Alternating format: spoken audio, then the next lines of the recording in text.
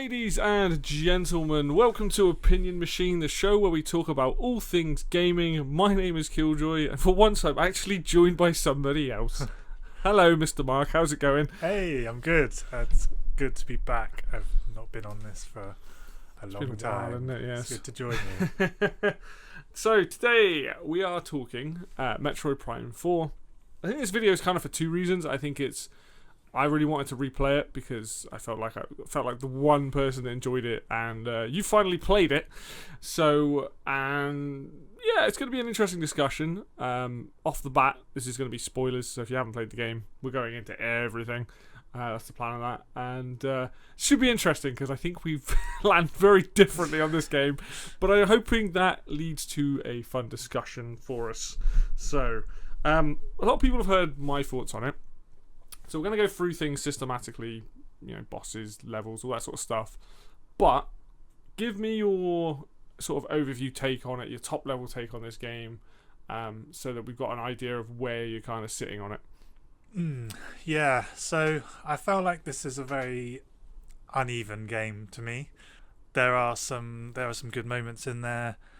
There are some very sort of disjointed and disappointing parts to this. There's a Metroid game in there,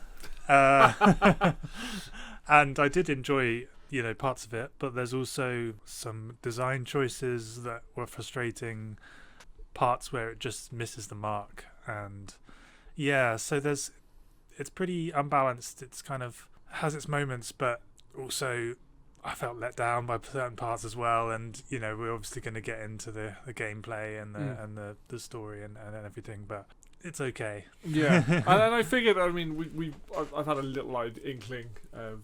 I think that's one thing that we're definitely going to massively disagree on, but we'll get to that later.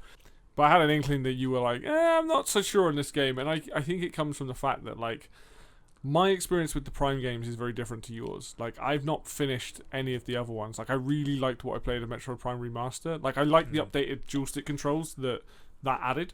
But my experience of 2, for example, is all through other people. I've seen the entire game. I know how the game plays, but I've never played it. And then 3, I've bounced off of more times than I can remember. And not because I think really necessarily the game. I just never really got into it. And I think if 2 and 3 come out with remasters and they have the dual stick controls, I'm more likely to go back and play those games now and experience them for what they are. But for me, it was I really wanted to get into Prime 4. I really wanted this to be the one that I'm actually going to finish, and so I did. And then so the only game I've really got to compare it to is Prime 1, which there are some comparisons I want to make later on, but we will get to that.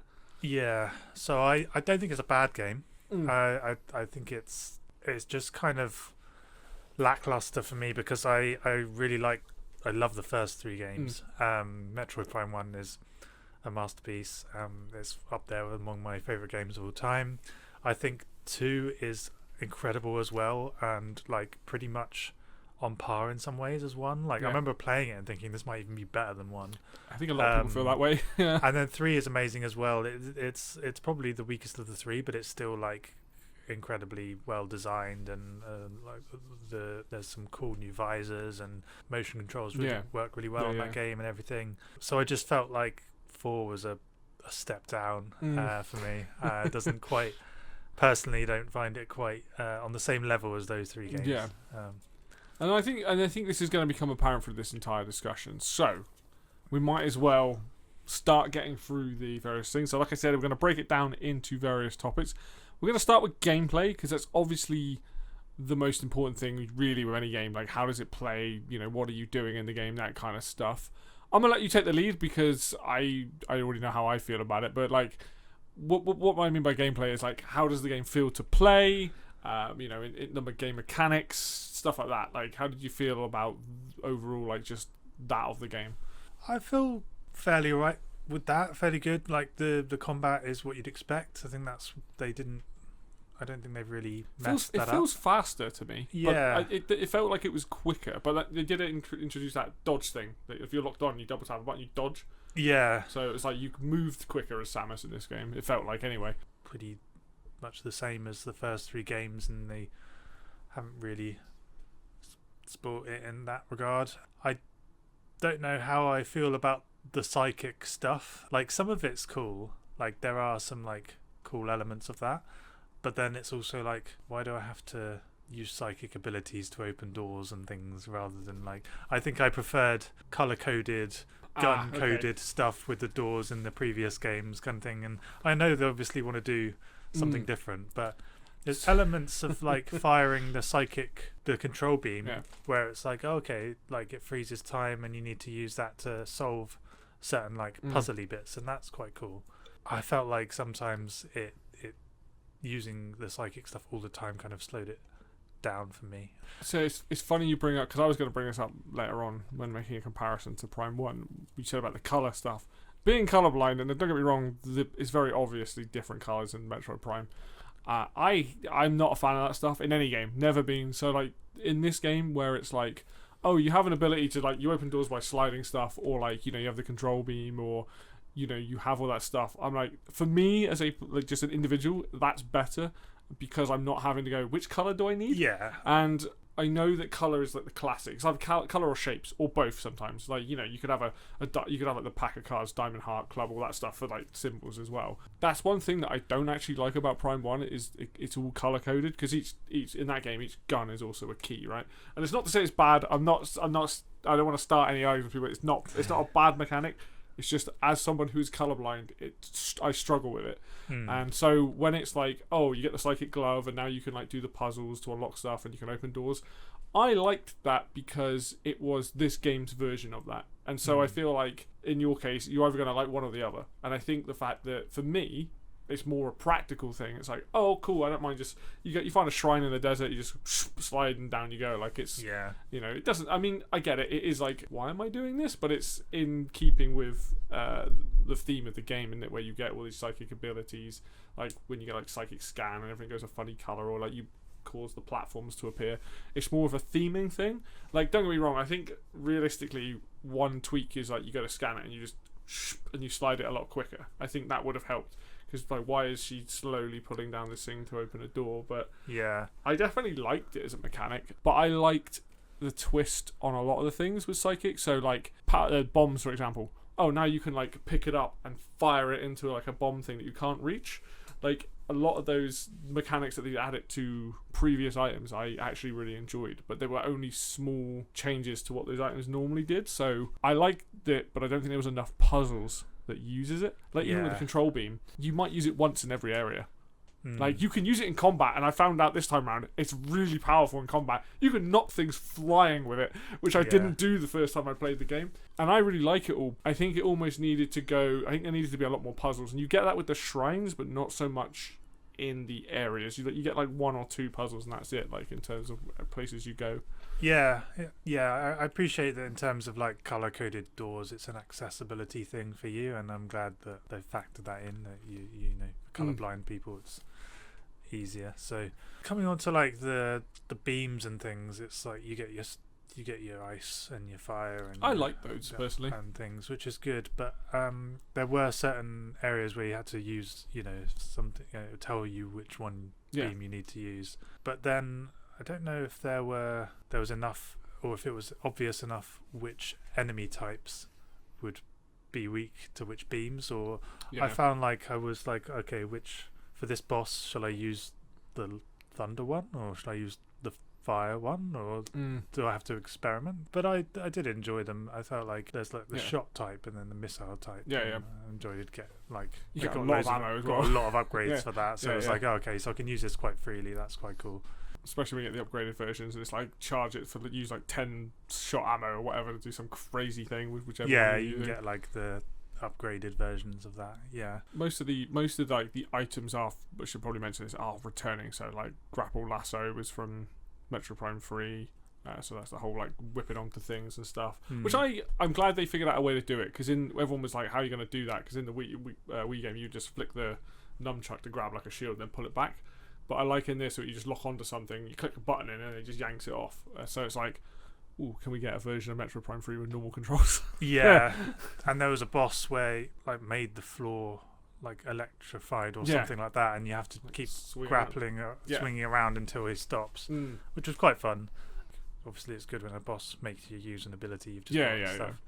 For a while there weren't many interesting like morphable things throughout the game until like later on, and then there was some quite cool morphable bits. Found some challenges on it, yeah. Like the spider ones, mostly. Once you get that one, it got better. A lot of that's the thing I will say with this is like a lot of the twists on the item, which is like, for example, when you get double jump, like the twist is now you can stand on like platforms. That's not necessarily like a new thing. What was cool was the psychic boost ball, like cannon things you shot along the rails, so that you'd summon a rail and you'd boost ball in it and you'd do like a crazy fly thing. Like, and they're invisible until the part you're on. So that was quite cool. There's stuff where I'm like, something that I've noticed playing this game a second time is that because it's been so long, they've definitely aimed this at new players in a lot of ways, and we can come on to that with like NPCs and stuff later on. This game, pretty much what's new is the shot types, which are based on previous, guns and stuff anyway, except for the upgrades on them, and then like the control beam. Everything else that you've ever seen in a Metroid Prime game, like super missile, power bomb, grapple beam, all that sort of stuff has returned in some form or another. So it doesn't feel like, even though you've got those twists on those items, it doesn't feel like it's you've got a big arsenal of stuff to use. Yeah.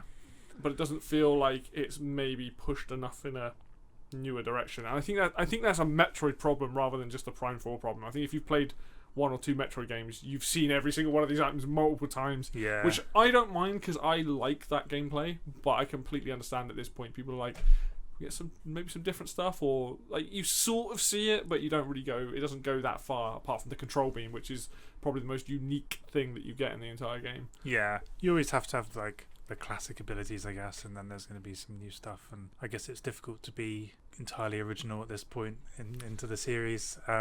It seemed very fresh with Metroid Prime 1, because the first foray into 3D, and now you're the fourth game into that series. Yeah. It's like, how do you keep it fresh, I guess? But I didn't initially like the bike, and I don't really think it's a great addition. I got to, I think it's in Vault Forge when you get it, and you have to do a race around a track, and I'm like, why am I doing test drive of a bike in a Metroid game? And I was like, I don't even know if I want this ability, let alone making me work for it. I was like, it turns into F-Zero for about like 10 minutes, doesn't it? Like, I'm just like, no. So I got used to it, and maybe there were parts of it where I was like, oh, it's kind of fun. That kind of comes into the world design, and we'll get into that later. I will just say I like the fact that it feels like a dune buggy. So I am that weirdo that was driving around the desert for about an hour just collecting green crystals and having a fucking blast. Because, and I think this is, you're either going to love it or you hate it. It's Marmite as hell. I like the way that when you hit the top of the dune and you like go boom, pff, like land, and it feels natural. There are issues with the bike. Trying to hit small green crystals, impossible. As a mechanic, this comes on to a bigger point as well. As a mechanic, I like the fact that whether you like it or not, the game did something different. This isn't a rehash of 1, 2, and 3. It's like, what's our gimmick, if you will, in this game? And it's, let's give you a way of speeding around a large area. And whether that's a good thing or a bad thing, I'm just glad that they tried it. Yeah, I mean, you've got to take risks. You've got to try new things. Like the main reason why Metroid Prime 3 maybe doesn't live up to the first two is that do too much new. Whereas 2 did the whole light world, dark world thing, which made it quite different to 1. Whereas 3 had a bit more NPCs and stuff, and it did have some different abilities, but maybe it was just like, okay, we've done this twice already now. Whereas 4 was like, okay, we're going to make it open world and put a bike in it, and it's like, well, not everyone likes it, but I guess they did something new. So again, I was going to get onto this later, but we might as well get into this now. Like, in terms of mechanics, like all 4 Prime games do something different in the sense that Prime 1 was your very lonely, exploring this world, very very quiet kind of world, and that's like why Prime 1 is so well liked. 2 obviously whacked it up a notch, made the game harder, went for whole light dark world, which is a classic Nintendo trope. 3, I think, if you look at it, you go planet hopping. That's the biggest difference with 3, is you go from one planet to another planet, like using your ship to like help you out and stuff, and then obviously the new controls and the grapple lasso. 3 was less about like the jump in. What 3 did was just a different take. It was like, we take what we know, add in some motion controls, add in the fact that you can free aim, but let's go planet to planet. And then what 4 does is like bring it back to being on one planet, but now we're going to give you a space to free roam in that is using part of what people like, which is exploration, and have that in a one big zone rather than having multiple zones of bigger sizes. And that's what the bike's there for, to get around it quicker. And like, a lot of people go, oh, the desert's quite empty, but I'm like, actually, when you look at the map at the end, there is quite a few points of interest and things like that. So the idea is you're exploring, stuff appears as the game goes on anyway. So it's like, I kind of like that each game is very individual in what it is approaching and trying to approach. And you're either going to like that particular thing. Like Prime 2 is one of those games I look at it and I'm like, this game seems really hard, but that's what that game is. That game is all about light and dark and stuff like that. And like, I like the fact that none of the 4 games, like, yes, they share things because they're Prime games, but they're not going for the same thing. They're all trying to do something different. Again, you're either going to like it or you're not. Personally, I just enjoy the fact that they try something different every game. Yeah, mechanics and stuff. That's at least there's some originality in each game. There's something new that you've not had before. And you were talking about like the way that Samus moves in this game and like combat. I genuinely think this game feels like, I don't know what they've done, like maybe sped up combat or sped up how Samus moves. Every time I pick up the controller, I'm like, it's very few games I pick up and go, this game just feels good to move around as Samus. Like, that might just be a personal thing, but like, apart from accidentally hitting the morph ball button still, like, I genuinely just like the controls. I genuinely like how Samus feels on foot. Like, combat feels super quick. I feel like I can blast. The whole fact that you can hit the beam button and obviously it fires 3 shots and then starts charging is great, because then you can rapid fire and it doesn't hurt your hand. Like, I don't know, maybe it's just me. Every time I pick the controller up to play this game, I'm like, this game feels so good to move around in. Yeah, I mean, this is the first Prime game I've played with dual analogs, because I've not played Prime Remastered yet, which I will play because I love that game and the remaster looks incredible. So I played the GameCube versions of the first 2 games, where you use the L and R buttons to aim, and third game is motion controls. So yeah, it feels good to play this with dual analogs. There are little things where you think, oh, that feels quite good actually, that they didn't have that before, where you go from morph ball back into Samus mode, but you can see behind her. You can see behind her, so you can like, you're running, you don't have to stop. It doesn't stop on it, you just keep going. So there's that small things like that where it just flows quite well. So there are some like nice little just general sort of movement improvements which are quite nice. Yeah, I genuinely like, even to be fair, Prime Remastered does feel slower, like, thinking about it, but I think it's a slower game anyway.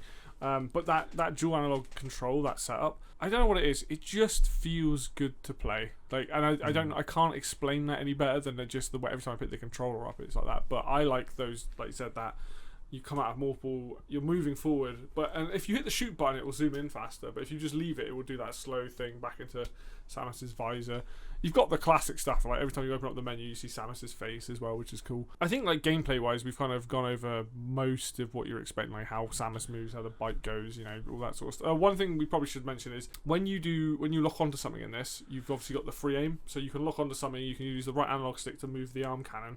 Did you also have the ability to move the controller and use gyro? I didn't use gyro. I didn't think about it, but I do have a Pro controller that has gyro, so I probably could have done, but I didn't actually. Yeah, no, the reason I ask is mine activates a bit too quickly sometimes. I'm like, whoa! Yeah. But you can turn that off. I don't know how useful it is, or whether I really missed out, or. I used it a bit. I mainly used the right analog stick, so I'd be locked on, and I'd use the right analog stick to make slower movements, and you fight, because you need it in the bosses in this game. Like we'll get to the bosses in a minute, but you need to be able to actually aim, lock on and aim. I like it. I think it works really well. I also played not a long amount, but I played this with mouse mode as well. Mouse mode is very much like playing Prime 3. So if you like how Prime 3 handles, like, mouse mode's good. I've got I have a Joy-Con mouse thingy, like plastic, like, holder, which makes it a lot more comfortable to use. Yeah. So I've used those before to, like, play it. I think it works really well. I think it's a fact that this game has, like, Prime 1 now as well. You have gyro, you can play, I'm pretty sure you can set this to play like Metroid Prime 1, like, tank controls, if you really wanted to.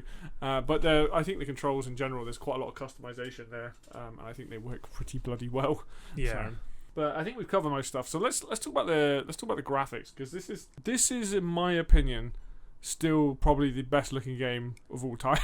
Like, and that's a big thing to say. Wow. I think this game, because it's got baked in lighting, the amount, like Fury Green. When you're walking around Fury Green, I'm like, you tell me that game doesn't look incredible. Like, how did you feel about it? Because like I genuinely, I'm like, I think this game looks incredible.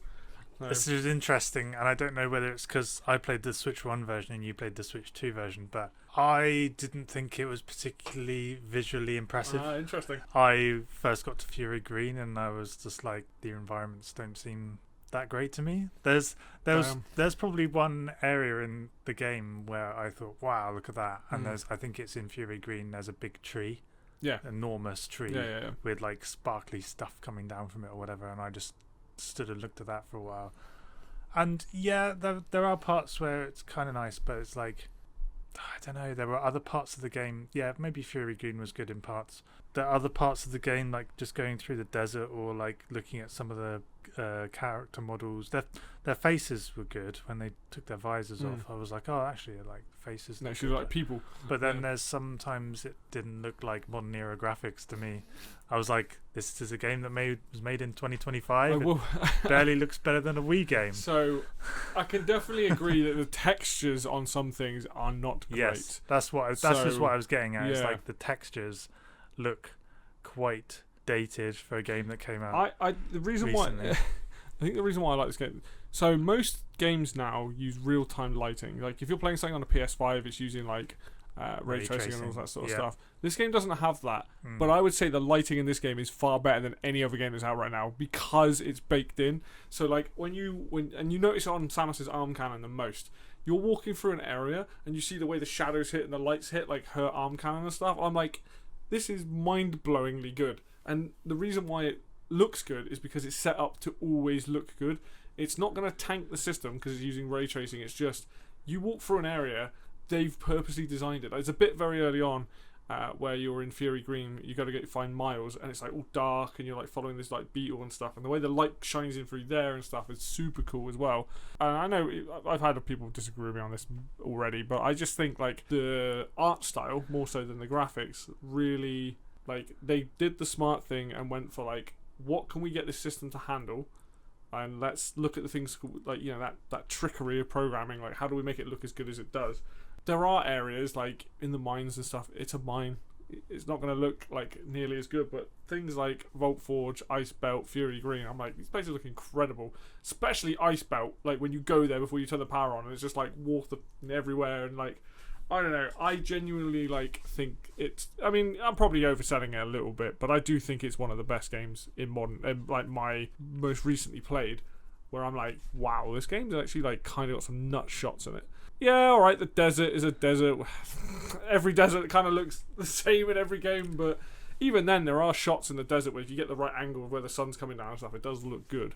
But I definitely wouldn't say this looks like a Wii game, but like you said, it might be the fact that I'm playing on Switch 2 and you're playing on Switch 1. I don't know what the resolution is on Switch 1. All I know is the game runs at 60.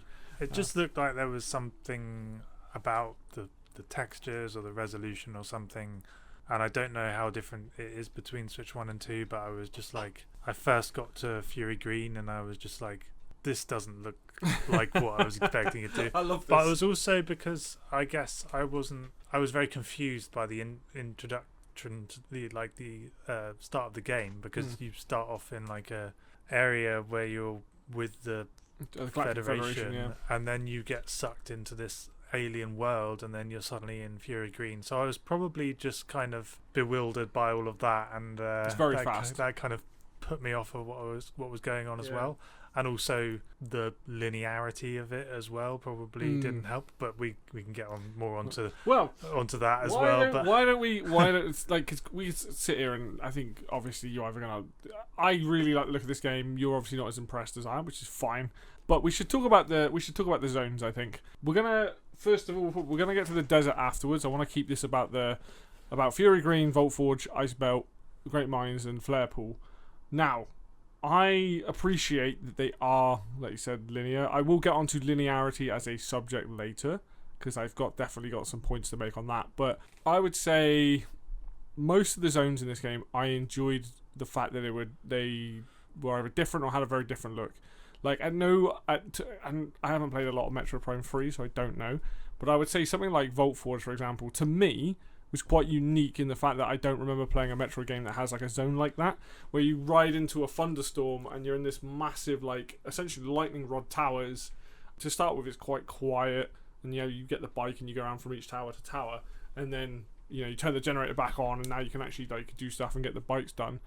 Personally, like, I think that's one of the best zones in a Metroid Prime game. There isn't many that I think are as memorable. Like, this is like up there with Fendrana Drifts for me, right? That's how much I like Vault Forge. I think Vault Forge, it probably helps that I think the music in this game is fucking phenomenal. But like, I really liked Vault Forge as you go from Fury Green, which is very Metroid Prime, I would say. It has that very Metroid Prime feel to it. And then you go to Vault Forge, which feels very different. And I don't think there's any other zone that I can think of that's like that, and I think that's why I liked it so much. But what did you? I know you're going to talk about how linear these zones are, but like, what did you think of the zones as a whole? Did you like any of them? Did you not like any of them? There were elements that I liked about them. I like, as soon as I'd done a zone, I couldn't remember that much about it, to be honest. I find that bizarre. I don't know why. Maybe it's just because I was looking around a lot. Yeah, I felt that way about Vault Forge. I felt that way about Flare Pool. Flare Pool is probably one of the weakest ones. The other two were quite good. I thought Ice Belt was good. The design of that. I liked the fact that there was these experiments going on the I can't remember what they're called, but the other. Oh, the Le Mans. Yeah. And you had to you unfreeze them, and then they all attack you. Come to life, yeah. It's the most horror. Well, that's not true. That and the mines are like the most horror of like the entire game. But like that sense of atmosphere, especially when the Grievers turn up and you get that static sound play. Grievers, that's what I was thinking of. Go, and then you're like, oh, okay. I felt like you had all the logs of what the research they were doing. Yeah. So you've got. I really like the lore there. It seemed initially they were doing experiments, but it kind of got very unethical and dark and went wrong. And I liked seeing the progression of that through the lore and a bit of environmental storytelling, because you can see them like frozen into So there's a mixture of like lore dumps in logs, but also like the environment that you're exploring. So I thought that was quite a good area. I quite enjoyed Icebell. And then the other main area, I thought the mines were quite good. Probably, I mean, if we're going to talk about linearity, the mines is just going down and down and down. It's very linear. Yeah. I think what I liked about it is that you go down there with your crew and then you sort of lose them one by one, and you're getting more and more isolated as you go down, and you assume they're dead. Yeah. And then you find out they're not. They're not dead. But it also has the one thing I liked about the mines was it introduced a new unique mechanic, which is if you fire a missile, it spawns Grievers, because it makes that weird like twanging sound, but you also require to use it to break things, and when you get super missile as well. So I was like, I've never done this is the first time in a Metro game where I'm like reluctant to fire missiles. So luckily at this point you've got your other shot types, so I'm like, that's fine. But then every time I come across a thing that I have to blow up, I'm like, right, get ready for a fight, blow open the hole, and suddenly like a little bunch of Grievers come out, which I thought that whole area is very creepy in a good way. Like, I think that it's abandoned and it's dark, never feels safe, because as soon as you get to the new area, you're either fighting Grievers or you've got to blow open a hole, and there's Grievers, and the way that they come across like the walls and stuff and then like pop out of places, I was like, I kind of like the way they do it, and like, there's lots of big moments in that where you're like fighting with your teammates and stuff like that. But as an area, like, it doesn't sound the most interesting, but it uses an interesting mechanic, which I think really helps change up the rest of it. I think I quite enjoyed them, but if I think about comparing it to the other Prime games, I don't think for me it doesn't compare to like Vendrana Drifts and what's the not Norfair, but what's the Magma Caverns. Magma Caverns and stuff in Prime 1. I really can't remember the areas, names of areas in Prime 2 and 3, but I know I really like those. Citadel thing. Those games have like really cool areas.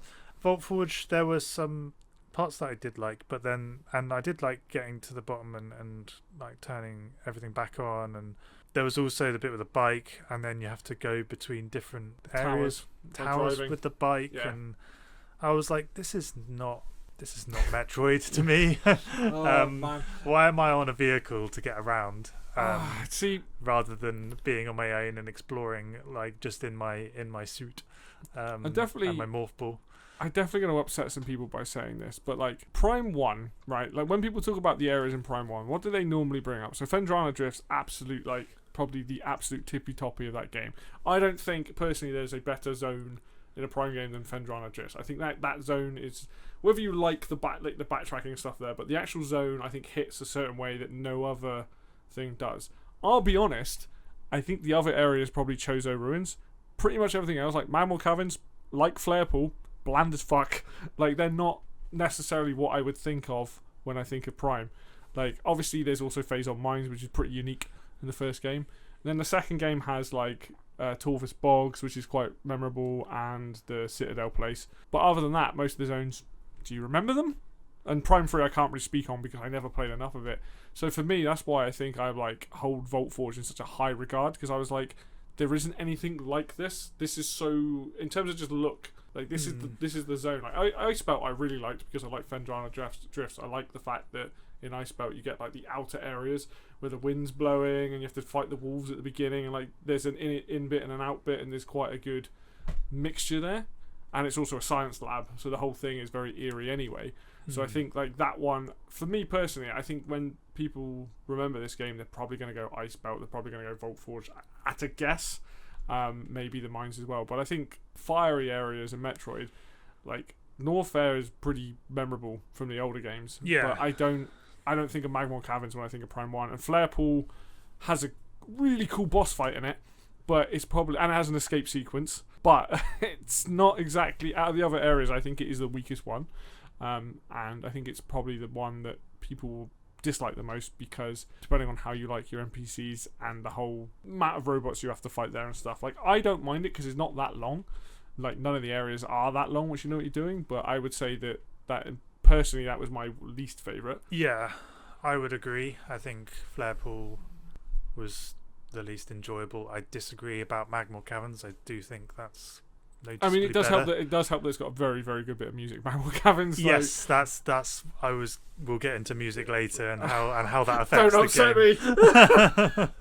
game. There's the thing that bothers me about Fury Green is that you go there and you do like the whole area, and then whenever you go back there, I mean, you can go back there to get a couple of upgrades with abilities. You can go back pretty much directly to the area where Miles is, and narratively you don't need to explore any of the rest of the Fury Green once you've done it once. There's no more paths to unlock. There's a couple of upgrades to get within the bits you've already been to, but there's no new branching areas, and it's all quite linear. All of the zones, to be fair, are either you going in a straight line or going from top to bottom. Like it's very much a case of, when you look at a map from Prime 1, for example, you move into a room and there's like branching things and all the rooms are different shapes and all that sort of stuff, which I think is what one of the biggest problems was and complaints was that everything feels like a corridor, which I completely get, right?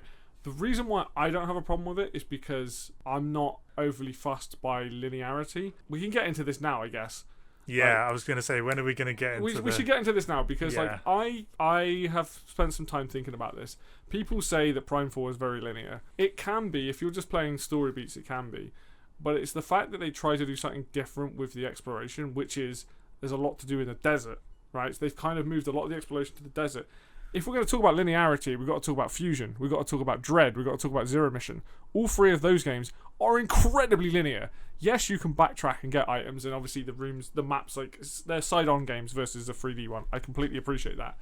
But I think if you're going to complain, Other M as well, if you're going to complain about linearity in this game, you need to like look at those games first. Fusion by far is the biggest offender. And I would say that's Fusion's biggest weakness. Yeah. I'd say it's Dread's biggest weakness, but Dread has a lot of Dread makes it up for like exactly like this. I think my when people use linearity, and I know that like for me, the reason why I like it in this game is I really enjoy this game as a sci-fi adventure. The story, which is kind of light, is telling you to go and find these keys, which thank God one of the 3 things is just defeat bosses, right, to get the keys. Going to these zones, stuff happens, you go to the next zone, you bounce back, because the game forces you to go back to Vault Forge and Icebelt a couple of times. So you do revisit areas with new items to unlock, get more items, and you also have the desert that has most of the exploration in the shrines. There's Hanarabi, or whatever his name is out in the place. He'll give you items. And there's also like stuff that you can find in the ground, and then the Galactic Federation places will have items. So there's a ton of stuff there. I think what people are upset about is that the zones themselves aren't as open. So like you can't go in like 3 different directions. It's like you go into a zone and it's like a straight path through pretty much all of them. There are stuff to find. There are a couple of offshoot paths, but it's not nearly. It's very corridor heavy. So my thing for that is, I agree, it is corridor heavy, but if people turn around and say this game's linear, then you need to look at other Metroid games and start accepting that this is either just as linear as other ones, or it's just the way they've done exploration is different by putting it in one bigger area and making those areas more focused. Which, if you agree, you agree. If you don't, you don't. That's just how I look at it. It's linear compared to the Prime games. Yeah. Not necessarily. Well, Prime 3 is meant to be fairly limited. Yeah, I guess. But the other two, not so much. If we think about Prime 1, all of the areas are interconnected. You can get back to Magmal Caverns from Fendrana and things, and it's all well designed. And I felt like it wasn't necessarily choice for them not to interconnect it. I felt like they sort of didn't know how to do it, or I don't know. I felt like the desert was their way of not making this intricately connected world of different areas, because they're like, okay, well, don't know how we would do this, so let's just whack a desert in the middle. And then you go to each area and it's pretty linear. And this is one of the biggest issues with me for the game, because Metroid is about backtracking, exploring and going back to places you couldn't get back to before. And there is that. I always felt like I couldn't remember which bit I'd been back to, because that's on the other side of a big map now. And also the game was kind of like, some points were just obnoxiously confusing. Like there's a part where I can't remember if it's when you first leave Fury Green or whether it's when you first leave Vault Forge, but Miles says you can go in any direction you want, and I was like, okay. So I drove across to the other corner of the map thinking, oh, I'll go over there, and then he says, oh no, wait a minute, you have to go here, and I think it's Icebelt or something. You have to go to Vault. Why? No. Why tell me I can go anywhere, and then you turn around and say I have to go? And I agree with you that, because I think that was a dumb line to add into the game. Yes, you technically can go anywhere, but no, you have to go to Flare Pool to get Fire Shot, then go to Icebelt. When I first played it, I went to Icebelt, and he's like, you need to go to the volcano. I'm like, okay. Which, I agree with you on that. I think that was just they should not have had him say that. Yeah. I don't know why he says that. That's just annoying. There's a couple of times, where he just, there was another time it happened, I can't remember the specifics, but there was where he was like, told me where to go, and then I couldn't do that, and I was like, oh, this is frustrating. Yeah, each area is kind of like, I feel like it's just a corridor and another corridor. There you do have options of directions sometimes, but it's not as intricately and well designed as previous Prime games. I sort of enjoyed, parts of levels and making progress and things, but I just felt like it was a bit disjointed, and the desert didn't help that, and we can get onto the desert in a minute. Yeah, I just felt like sometimes I think I went to Flare Pool, I couldn't get to a certain area, and it just didn't seem obvious that I couldn't go there yet. I had the same problem when I first played it. Yeah. I can't deny that. And I was like, this just didn't flow like the previous Prime games did to me, where I was like, I know exactly where I need to go now, and it makes the pacing is correct for where I need to go next, as in I've now got that ability which takes me there, whereas in this game I felt like I got an ability and then I'm like, okay, which area do I need to go back to now? It wasn't obvious to me, and I don't know whether I was being I didn't think I was being dumb or anything. I think, and this is slightly off topic, but like I think this is, so in Prime 1, if you're walking around for a while, eventually your AI will go, new thing sighted here. You open up the map and it'll flash the area. Yeah. So Miles is the exact same as that. It's just Miles talks it to you as a character, right? So that mechanic still exists. I think the thing is you've got to remember that it's been however many years. This game is much more aimed at helping out new players. I think having like toggles and stuff to make, to have that option of like, oh yeah, I want Miles to tell me what to do, or like, turning him off entirely.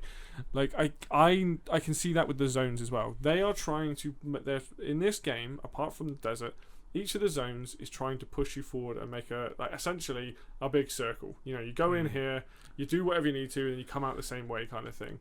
That's the biggest difference, is that this game is definitely designed for a more modern audience in terms of trying to keep a fairly linear experience, tell the story they wanted to tell. And I think in that aspect, a short 10 to 15 hour game that's basically doing that, I think is quite good. But the problem is when you've got people that, and Metroid is not niche, but it's not it's not a Mario or Zelda. It doesn't sell millions. It's looking like 5 million or whatever at most. When you've got a player base that really enjoys the isolation, the loneliness, the exploration side of it, and you kind of mess that up a bit, and you make this game a bit more, not casual friendly, but for new players, because this is definitely if someone said which Metroid Prime should I start with, I'd be 4, because it's easy to get into. It's not that long. One is really good, but you want to play one once you know what a Metroid Prime game is, because one. I don't know about that. I think I'd probably say go with remastered. And I'm just thinking of in terms of newer players, right? So if you look at the game and you realise this is a game that is made for a modern audience,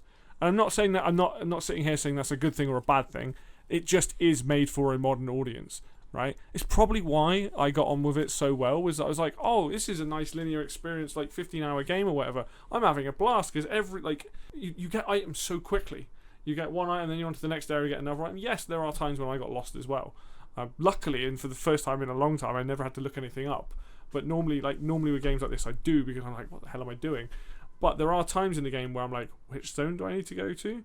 But because I was enjoying, I've got new items, let's go and explore. Even if I went the wrong way, I could usually get something. That game, I'm not saying that this game design in 4 is what Prime should be going forward. I just think that it's been so long since a Prime game that they've gone, well, audiences have changed. Let's try and, I don't want to say dumb down or simplify, but let's make it a more straightforward experience. And I just don't think that's what people want from a Prime game. Yeah. Even if I loved it, that's why I like the zones. I like the fact that Flarepool does have cool moments in it where you bump into the soldiers, you have the fight with the gunship, then you have to go and sort. You fight the boss, and then there's an escape sequence. It's got all the tropes of really cool things, but that's not necessarily how people want. Maybe they don't want their Metroid game to have everything squished into just one zone. They want that kind of paced out. Want to come across those things. So I do get it. I think this is the thing for me. It's as the game is on its own legs, I love it for what it is, but I completely appreciate that this is probably not how they should continue with Prime, because I think that Prime should have more interconnected sections and should allow for that exploration more. But I'm okay with this game being the odd one out. But that's just based on the fact that the zones are more linear, based on the fact that everything is a lot more straightforward. If that makes sense? Yeah, I'm glad that you love this game. I'm not sure if it satisfies most Metroid fans. Don't I know it? And I'm not sure if it's how many new players it's gonna capture who are looking for a FPS and aren't familiar with the Metroid series. They're sure. just they're looking for a sci-fi adventure FPS.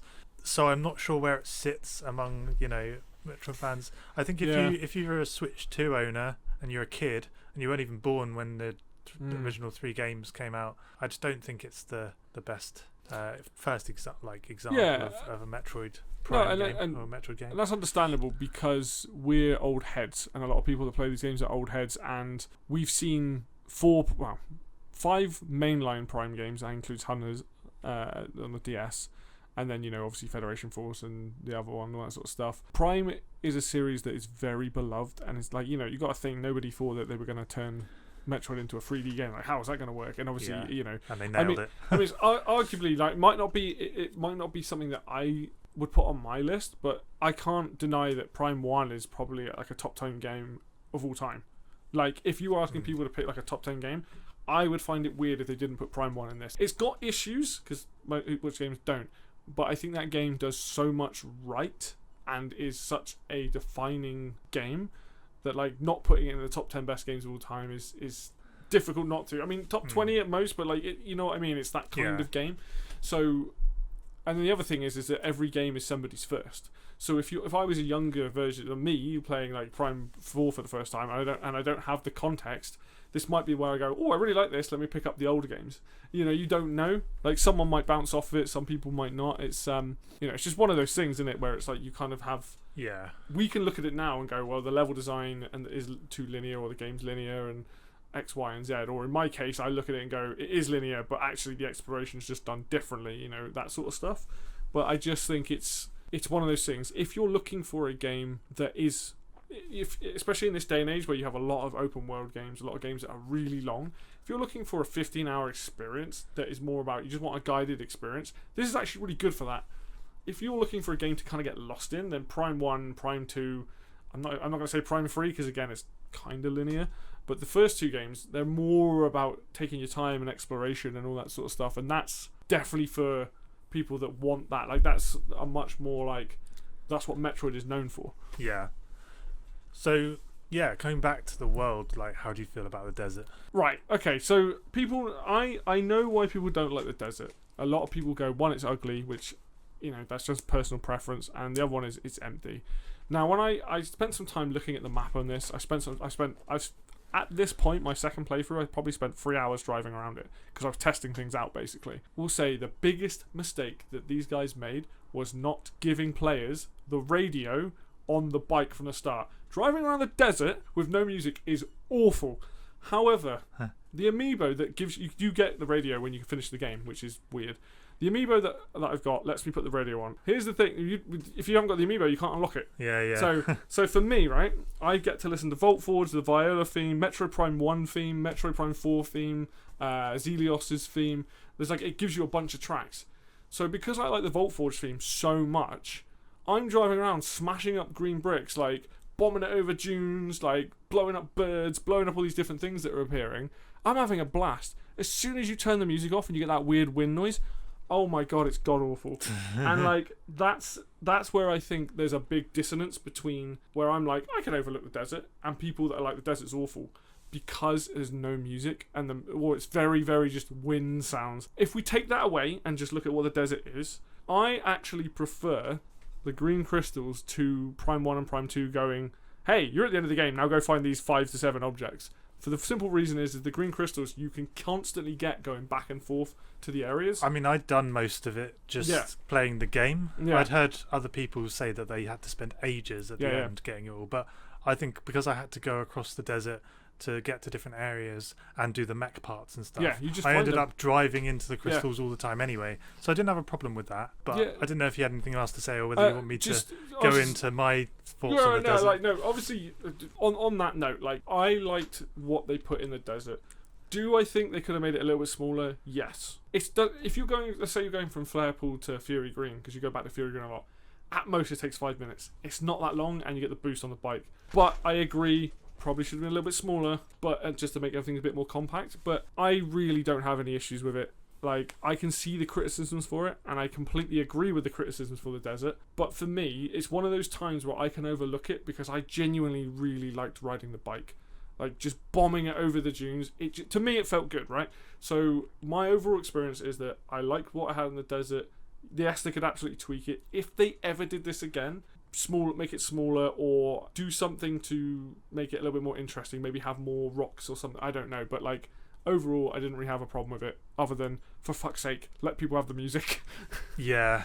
So I've already talked about my opinions on the desert as a way of like breaking up the areas and not making them interconnected, and how I don't really like it for that reason. I think, obviously it's quite empty. It's a desert. It's going to be empty by definition. Yeah. But they didn't need to make it a desert. It could have been like an open green space that marsh. they could have filled with stuff. So, it's just big and unnecessary, and I don't understand why there needs to be an open world element to a Metroid game. So it slowed the pace down for me. I was like, oh, now I have to travel across the desert to get this other area, and then back to Fury Green. There's not like ways of teleporting or whatever. You have to use the bike. Isn't all the Prime games, there's no teleport. It's like there are like connected lifts and stuff on there, but there's no way like quickly traveling. Which is weird, isn't it? Apart from the cannon in Fury Green. But other than that, like, that's a weird Metroid Prime trope where you can't. Not like Dread, where it's like just getting a teleporter. It's like you have to make your way back. Even if there is a shortcut, you still have to walk. Yeah, I somewhat enjoyed some of the shrines. Like getting some extra upgrades. I was like, oh, okay, cool. That's fun little puzzles. Good. but I didn't feel the need to do all of them. You know, it's not like finding the shrines in Zelda where you're like, oh my god, are you going to do some like amazing puzzle or some cool like combat thing? Those, you know, in Zelda are like way more fun, way more intricate. I was like way more excited to find a shrine in Zelda. The mech parts, it's like they're already there, and I thought I was meant to be engaging with them, and then you don't find out until the end of the game that that's when you go get them. And it's like, well, so I spent ages going around the desert, like, what can I do with these mech parts? And then it's like, you can't actually do anything until the game tells you can. So, you know, you get you meet Hammurabi when he's out in the desert and he gives you the teleporter key. You can get that as soon as you're done with Flare Pool when you get the ice shot. No, you can get it after you've done Ice Belt, sorry, because you have to go to Ice Belt first.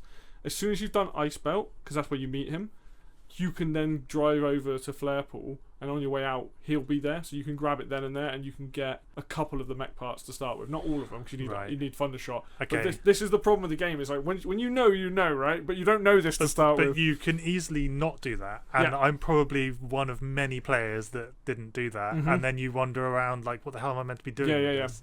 So I found that annoying. I felt that, the desert was just kind of empty and not that enjoyable for the most part.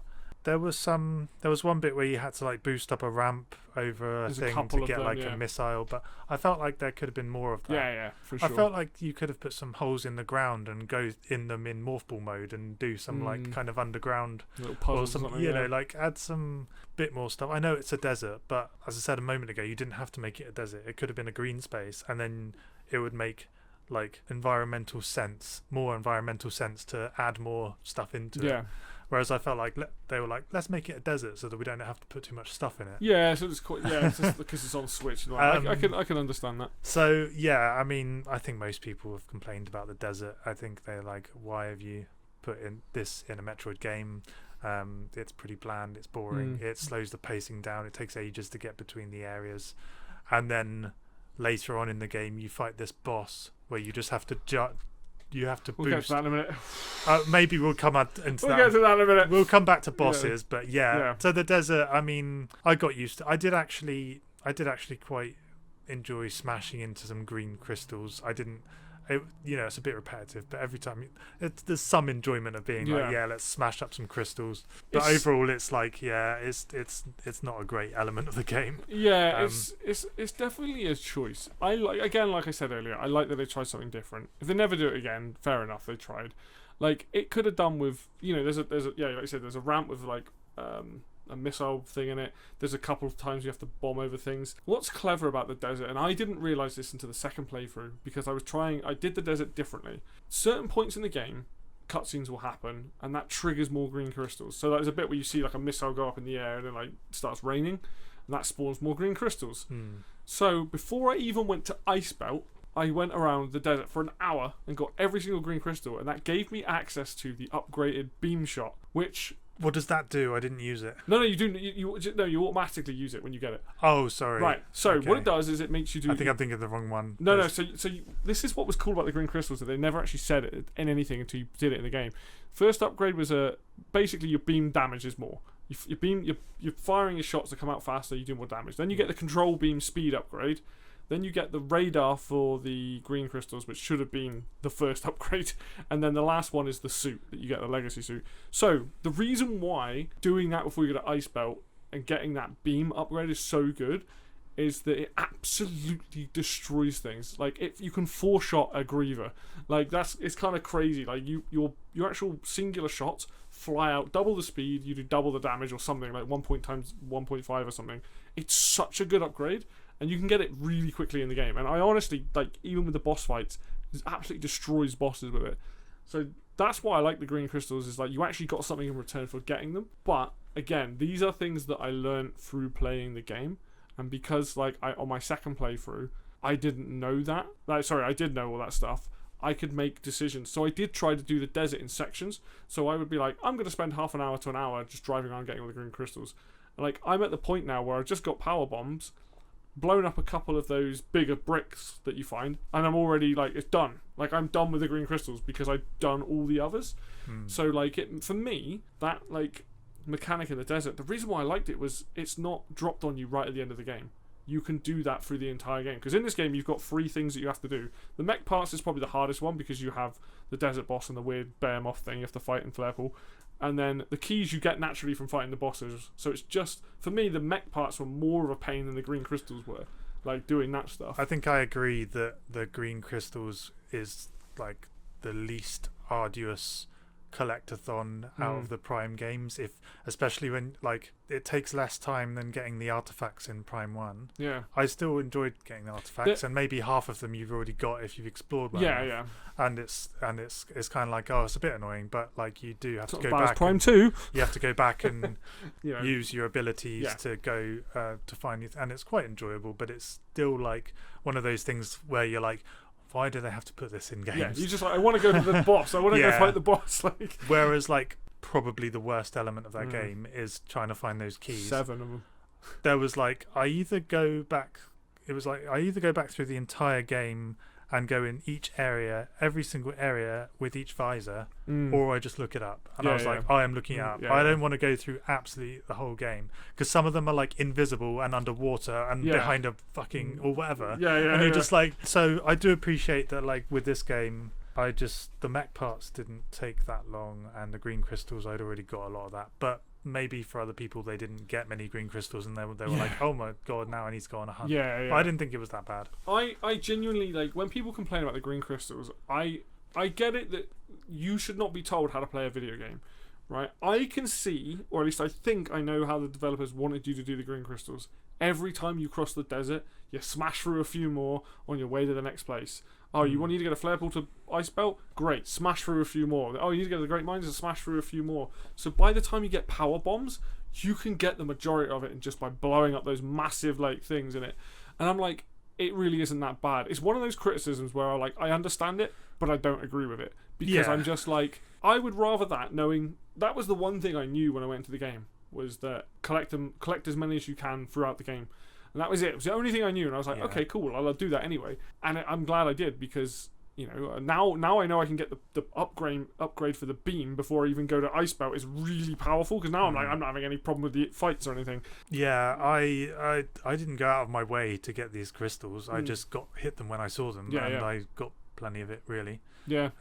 So I didn't find it to be too bad. Did just remember one thing about, if we're talking about level design and pacing, and I think you thought I might have mentioned this earlier, but every time you go back to Fury Green and you have to fire yourself through the air and you're in the thing and you can't skip it. Yeah.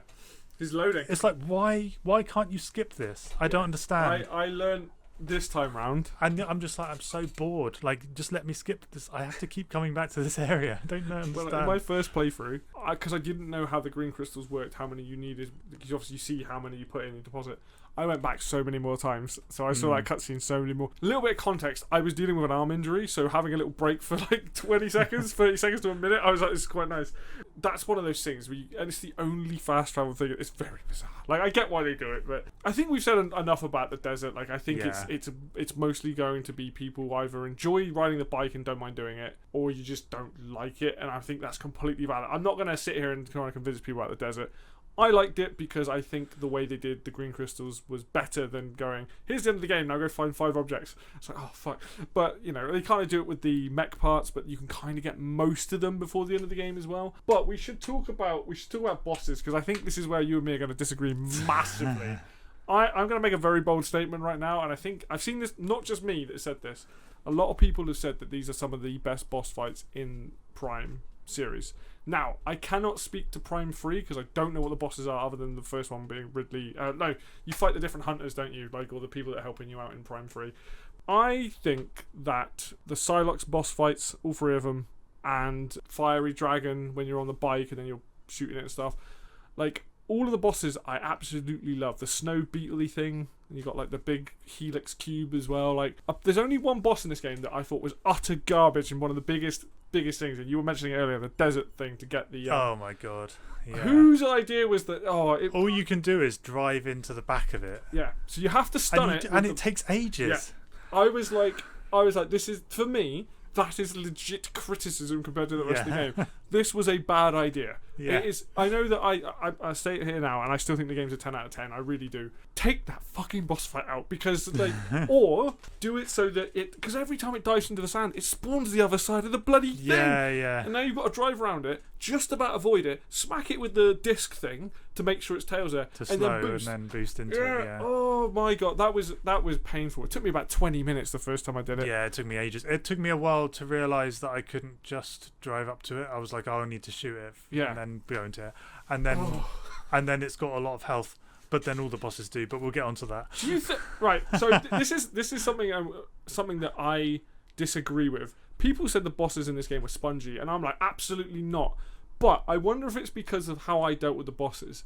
I realised very early on that the best way to deal with the bosses is rapid fire the shit out of the trigger. Yes. Don't charge shot. Don't use the beams or the shots. Missiles are slower than just shooting. Yeah. Is what I found. So, for example, the very first boss that you fight is that big beetly thing at the beginning before you get teleported away. If you watch its health bar and you mash the fire button, it doesn't take that long. None of these bosses take more than 10 minutes if you know what you're doing.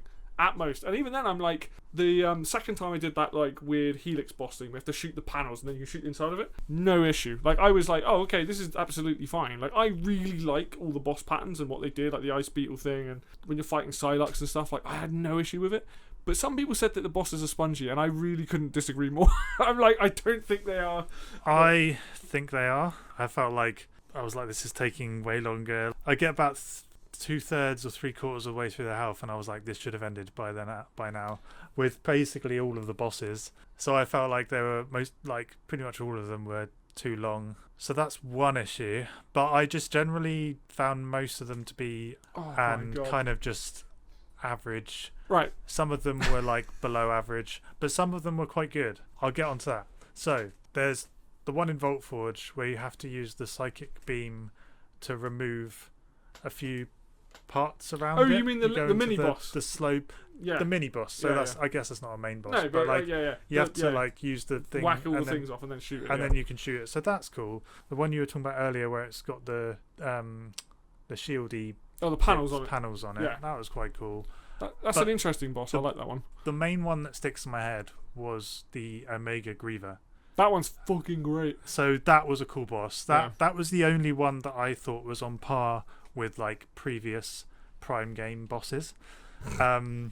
So that there was an element to that boss though that did annoy me, is that when it's on the wall and you lock on, it locks onto the part that you can't shoot, you have to free aim down. I was like, why? Just why? It's the only time that happens in the game. I was like, what? But then there are other parts of it. I just thought it was a good back and forth generally. There was opportunities to get heal and get you can always pickups. Yeah. But there's a bit where it goes on the ground and you can morph ball one you blow under it thing. and blow it up. Just using different abilities. I thought that was very good. Other ones like Carvex? That was quite good. The plant one where you have to like hit all three of the things. But then there's some where I was just like, there's that dragon one in the lava, and I was just like, did you not like that? God. I thought that was so unique. I thought the design looked so tacky, and I was just like, I'm just shooting this thing's tongue.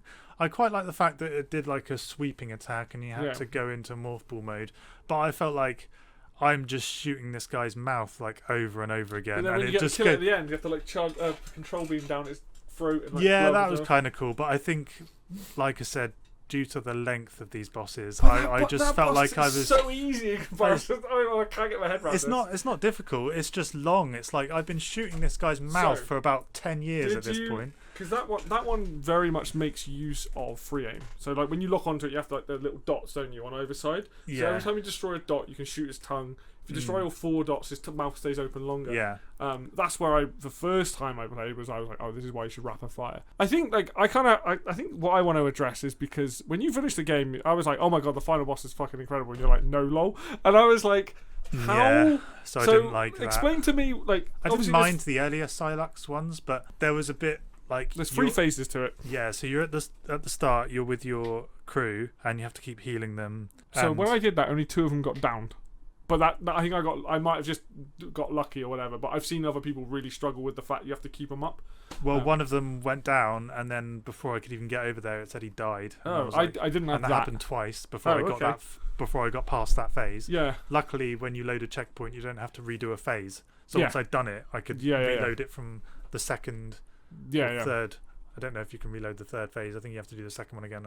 But checkpointing in this game is very good. I will give them that. If you die, you go straight back to where you were. So that I do appreciate. The second phase is when you're in like an on rails kind of bit, going through like some tube, and I was like, oh my god, this looks like some. Did you use the control beam? This looks like some 80s or 90s kind of like. So that bit. You can speed it up if you use the control beam, because there's an attack where it's like you're spinning stuff. If you hit him multiple times with it, it doesn't last very long. There's this bit where there's these like kind of you pillory have to bits. fire through it. Sometimes I went through them and sometimes I didn't, and I was like, I don't know when to avoid that.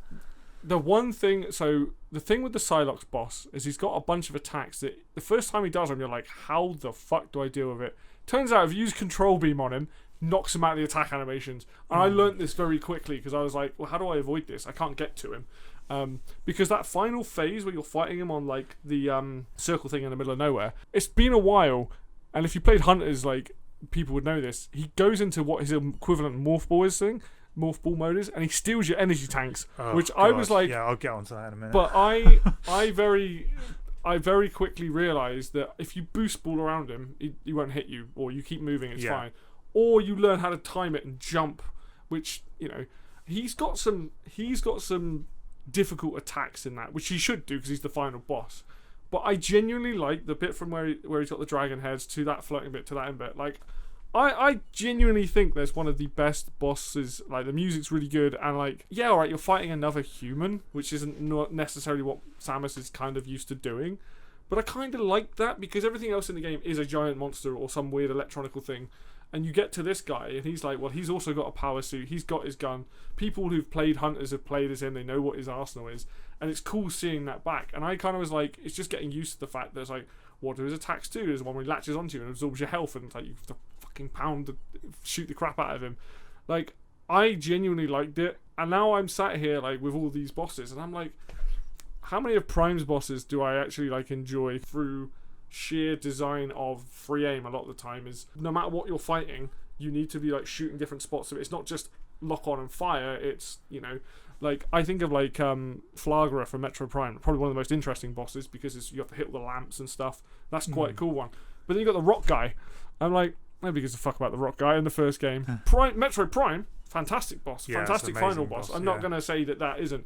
But when I think of boss fights in Prime versus Prime 4, I definitely prefer Prime's 4 method to... They're a lot faster, they're a lot more like you have to use the free aim, there's more going on. Whereas I guess when Prime came out at the time, before the dual... Because dual controls do kind of make a lot of the bosses in Prime 1 a lot easier. You have to do the whole lock-on thing, there's no free aim and stuff in the original Prime, so it's a lot of moving and using the different visors and stuff. So I get it, it's different mechanics. I would say Prime 2 probably has better boss fights than Prime 1. Prime 2 has excellent boss fights, yeah. You know, but I still think, like, for me, I don't know, I just find the final boss fight in Prime 4 super cool. I think it's because I felt like, even I died on it. It's one of the few times I died in the game, and I was like, okay, you bastard, right, I'm going to do it this time, and I genuinely enjoyed it. I am absolutely notorious for complaining about games being unfair. I can list off a game right now. And I didn't mind that I died. I didn't mind that I had to learn, because I was, all the time, I was like, right, he's doing this attack pattern. This is my opportunities to attack. I was learning while I was doing it, and I was starting to use the control beam more, realising I can interrupt his attacks. I can knock him on the ground and then absolutely unload loads of stuff on him. Like, at this point, I can load up the fire shot, charge it to max, and blast him with it and stuff like that. Like, it's weird because I'm normally on the opposite. I would have been like, this boss fight's really shit, or it's like that, and I didn't. I think I genuinely like the fact that it was a challenge, and you have to switch between morph mode and stood up. Yeah, I have to disagree. I don't think the final boss compares to the likes of like Metroid Prime or Ridley or anything like that. Coming back just briefly to the phases again, like that second phase. There's parts where you hit him to get energy tanks, and that's good. But like sometimes I had to redo that part a few times because I died in the final phase. And there's bits where you get given a whole energy tank. Yeah. For healing, yeah. For healing, but you can't get to it before the cinematic. Like, it cuts to the third bit, and I've not had that. No. Yeah, and that happened basically every time I died, and I was like, that's so annoying. Or at least I don't remember. I just thought that whole second phase was tacky as hell. And then the third phase, I died a couple of times, and then I then I started using Morph Ball and boosting around to avoid his attacks, and I kind of got used to it, and it was okay. I didn't like, there were parts of it that were alright, but generally, again, it's just like you're a bullet sponge, like the other bosses. I don't get this. What am I doing that other people aren't? Because like a final boss, like if you're rapid firing the boss's health, you can see it moving down. Like it's not like it's. If you want a spongy boss, Metroid Prime 1 Rockman is spongy. Yeah. That boss takes ages, and that's probably why he's probably one of the weakest ones. Like I don't mind Flagra, and what was the other one I did? There's another boss in there somewhere. That rock one is probably the worst boss in Prime 1, I would say. Like, out of the ones I can remember. Yeah, I don't know. Like, that to me is spongy, because you can only hit him when he's rolling around like a twat. You can't do anything to it. Like, yeah.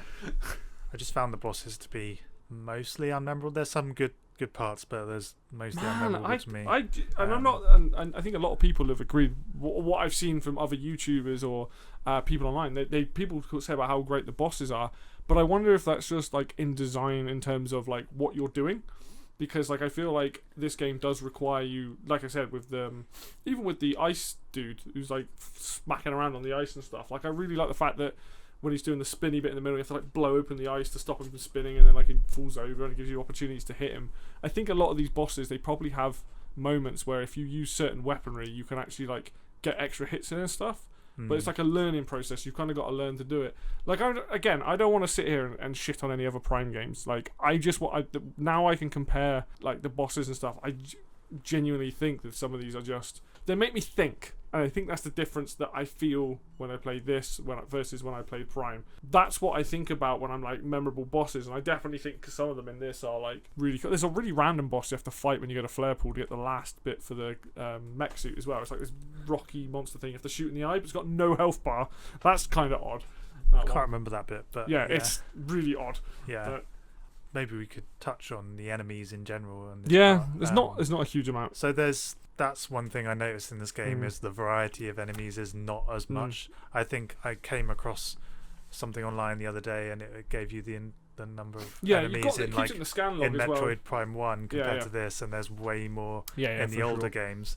And I kept going to different areas but fighting similar enemies. They're those things that like kind of sit on the shelf. Oh, the little spinny robots with the legs. And then they come down with the legs, and they're in like seem to be like in every area. And then earlier on in the game, there's the bits where there's these kind of like the kind of robotic humanoid human shaped things, but they've got some of them got the shields. You can yank the shields off them. But they keep coming back in different areas, and you're just like, why can't you have different? So I just felt like there needed to be different mobs. I agree. And I got a bit frustrated with that. There were some enemies where I was like, okay, that's quite cool, but a lot of the enemies I was like, I don't need to think about using a different type of beam to kill you. There are uses for those beams, but they seem to be like specific. So for example, you know the bees that come out of the hives, if you fire a fire shot into the hive, they come out burning and they die. If you freeze enemies that are on walls, like if you shoot them twice, they fall off and smash. And then lightning, the thunder shot, is good against the bots. So if you come across a bot, you just thunder shot them a couple of times. I did use thunder shot for bosses. Yeah. So there's that sort of stuff. But I agree. Like there are unique enemies, like the bit with the wolves, where they're unique to Icebelt. There are like unique things walking around. In terms of enemy types, you got the things that walk along that you can set fire to them, like there's like little crawly things. But the game definitely lacked enemies unique. You got those little hopper dudes in and Fury Green. You don't see them anywhere else. The ones that like hop around and shoot at you. You do. There are some unique enemies, but not enough to where there could have been a bigger variety. Thematically, it makes sense because the bots are security droids. So when all the power's coming back on, they're defending those areas. But the problem is, this is an argument I've used on other games, so I'm going to use it here. That sort of stuff, thematics and story, should never get in the way of gameplay. And I think I agree that there should have been more enemy types. A couple more enemy types in each area would have been great. Like fighting Grievers in Icebelt is actually like a challenge. You go to most of the other areas, like the robots, there are multiple. You got the standard ones, you got the ones that fire at the little fast, like homing in rockets, the guy with the shield, the teleporting dude. Like there's ones where the Grievers like push your missiles out the way. Yeah, which is like cool. I thought that was quite a cool idea. They dodge as well. Like if you shoot them sometimes.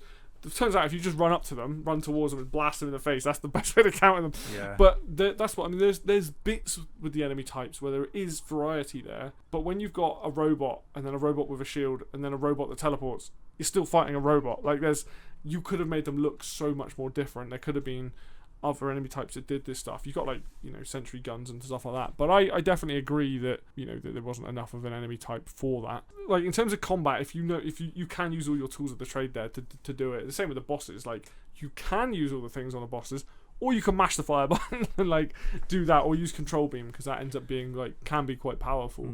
I feel like, I mean, we're not going to agree on the bosses, which is absolutely fine. Like for me personally, like I genuinely think just in terms of what you're doing, like having to use free aim or, actually targeting points or like weak points and stuff, I like that, especially Zelios, like being that one where you knock out the hexes so you can fire into the middle of it. Particular fight has quite a few different attacks you have to avoid, like stuff flying at you, like the lasers, like going underground and shockwaves and stuff, and like the Omega Griever where it's got like multiple attacks where you get like stuck in the ground and things. Like I think that when I think about the bosses, I might not remember their names, but I remember being like, oh, that's the boss that does this, this, and this. And then for me, like all the Psylocke bosses, like I like all of them for different reasons. But the reason why I like the last one was I felt like, even though you don't know, like you get a minuscule amount of it, it's like a much more personal story between him and like Samus. And I like the fact that at the end you're fighting on this like crazy, he's doing crazy shit, like he's teleporting and doing all this sort of stuff, and you have to deal with his fast like morph ball mode and stuff. Like I think that a lot of it's very, very cool. But maybe that's just, I don't know if I'm just like, because my experience with the other games is not as involved as maybe yours is and not other people's, I can really accept this game for what it is and not what it isn't. And I think that's a big thing for a lot of people, is that I don't need to judge this against the other Prime games. It's difficult for me to separate that, and I did enjoy elements of some of the bosses. I just don't think I wasn't like mind blown by any of them. Yeah. I was just like, okay, there's some cool things here. I need to get rid of the shields, or I need to I use the dash and the jump a lot and we already talked about that boss where you have to like grapple to get off the stay away from the floor. Yeah. Things like that where you're like, okay, they've made sure that you use different things to different phases and stuff. Different phases and things, and I did enjoy some of them. It's just I don't think there was enough uniqueness. Some of them were forgettable to me, and I just felt like they were quite. Some of them I'm just like, oh my god, I've still got like nearly half his health to go. I'm gonna have to, at some point we're gonna have to sit down and play this game together, because I'm genuinely interested to see like how you played it. I mean, you can see what it's like at 120 Hz on my Switch 2 at some point, because my god, the game's buttery smooth with that. We should move on to NPCs, because this was a huge talking point when the game came out. After playing this game, I definitely think I should play Metroid Prime 3, because there's a lot of comparisons between that game and this game in terms of linearity, NPCs, stuff like that. Definitely think that this part of the game was massively overblown and very disingenuous by a lot of people out there, where they're like, oh my god, it's the worst thing ever. Alright, it's not the best writing, I'll give you that, and there are times when I'm like, Miles, not now. But you spend more time not talking to them in this game. You definitely do. Yeah. People, like, there's definitely more alone time, more isolation than what the original... Like, so when Logan Plant from IGN got to play the first however long of the game, and he was like, oh my god, I'm going to have this guy following me around the whole game, and there's like 4 or 5 other slots for other NPCs. Once he goes, am I just going to have another NPC with me? Am I ever going to be on my own, kind of thing?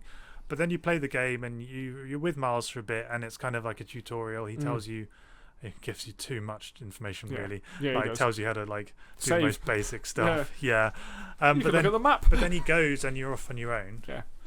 How much involvement there is with the NPCs, it does get overblown. Like in terms of like, oh, like they're so annoying, like because you are on your own most of the time. But then again, when you are with them, I found the dialogue cheesy, and I didn't feel like you have much.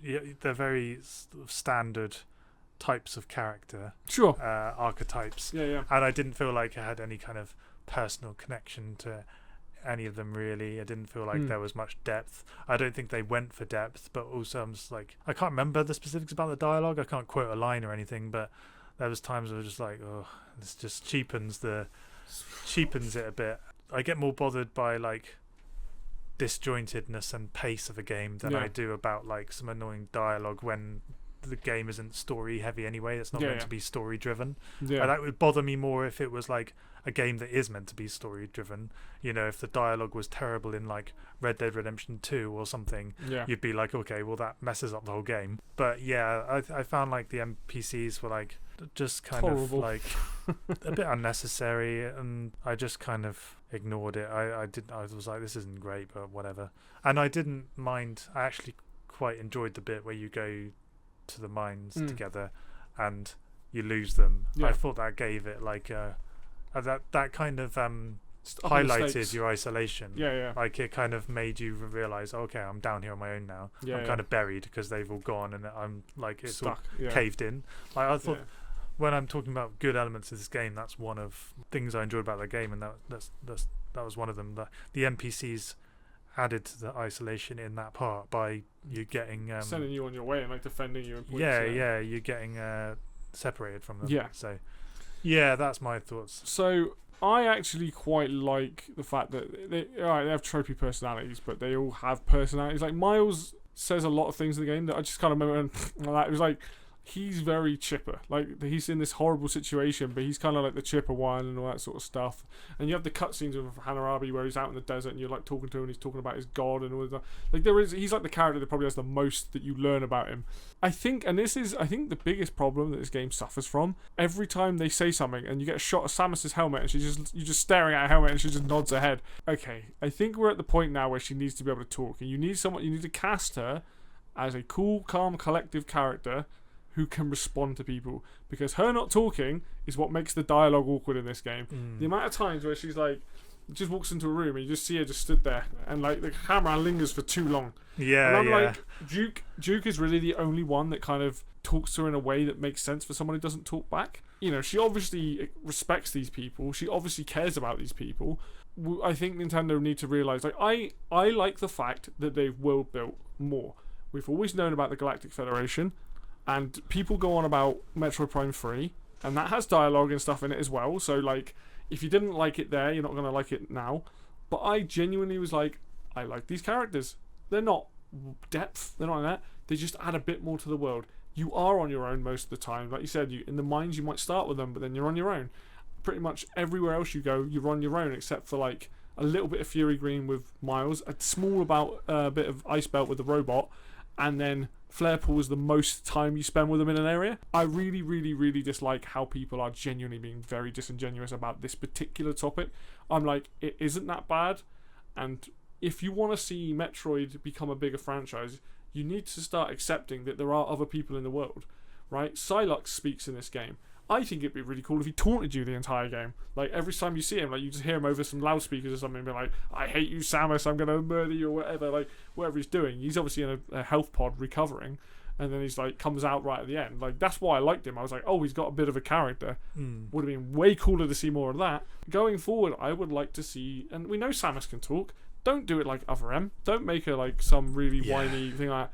Do it like you did in Dread, right? Okay, in Dread she speaks in Chozo, but she's a badass in that game. Get someone who's a really powerful woman character, which is what Samus is. Is very, like, I imagine, very charismatic, and have them be there and be this calm, collected person who's very caring and kind to the people that are around them. Because it is getting awkward now where she's just nodding her head every cutscene to acknowledge these people. I know that's a choice, but I think or get an AI or something, like have a partner that speaks for you. Something that does it. Yeah, she does look a bit awkward in some of the scenes. I did just remember, like, the other female character she's is like fanboying out. Yeah, that's that.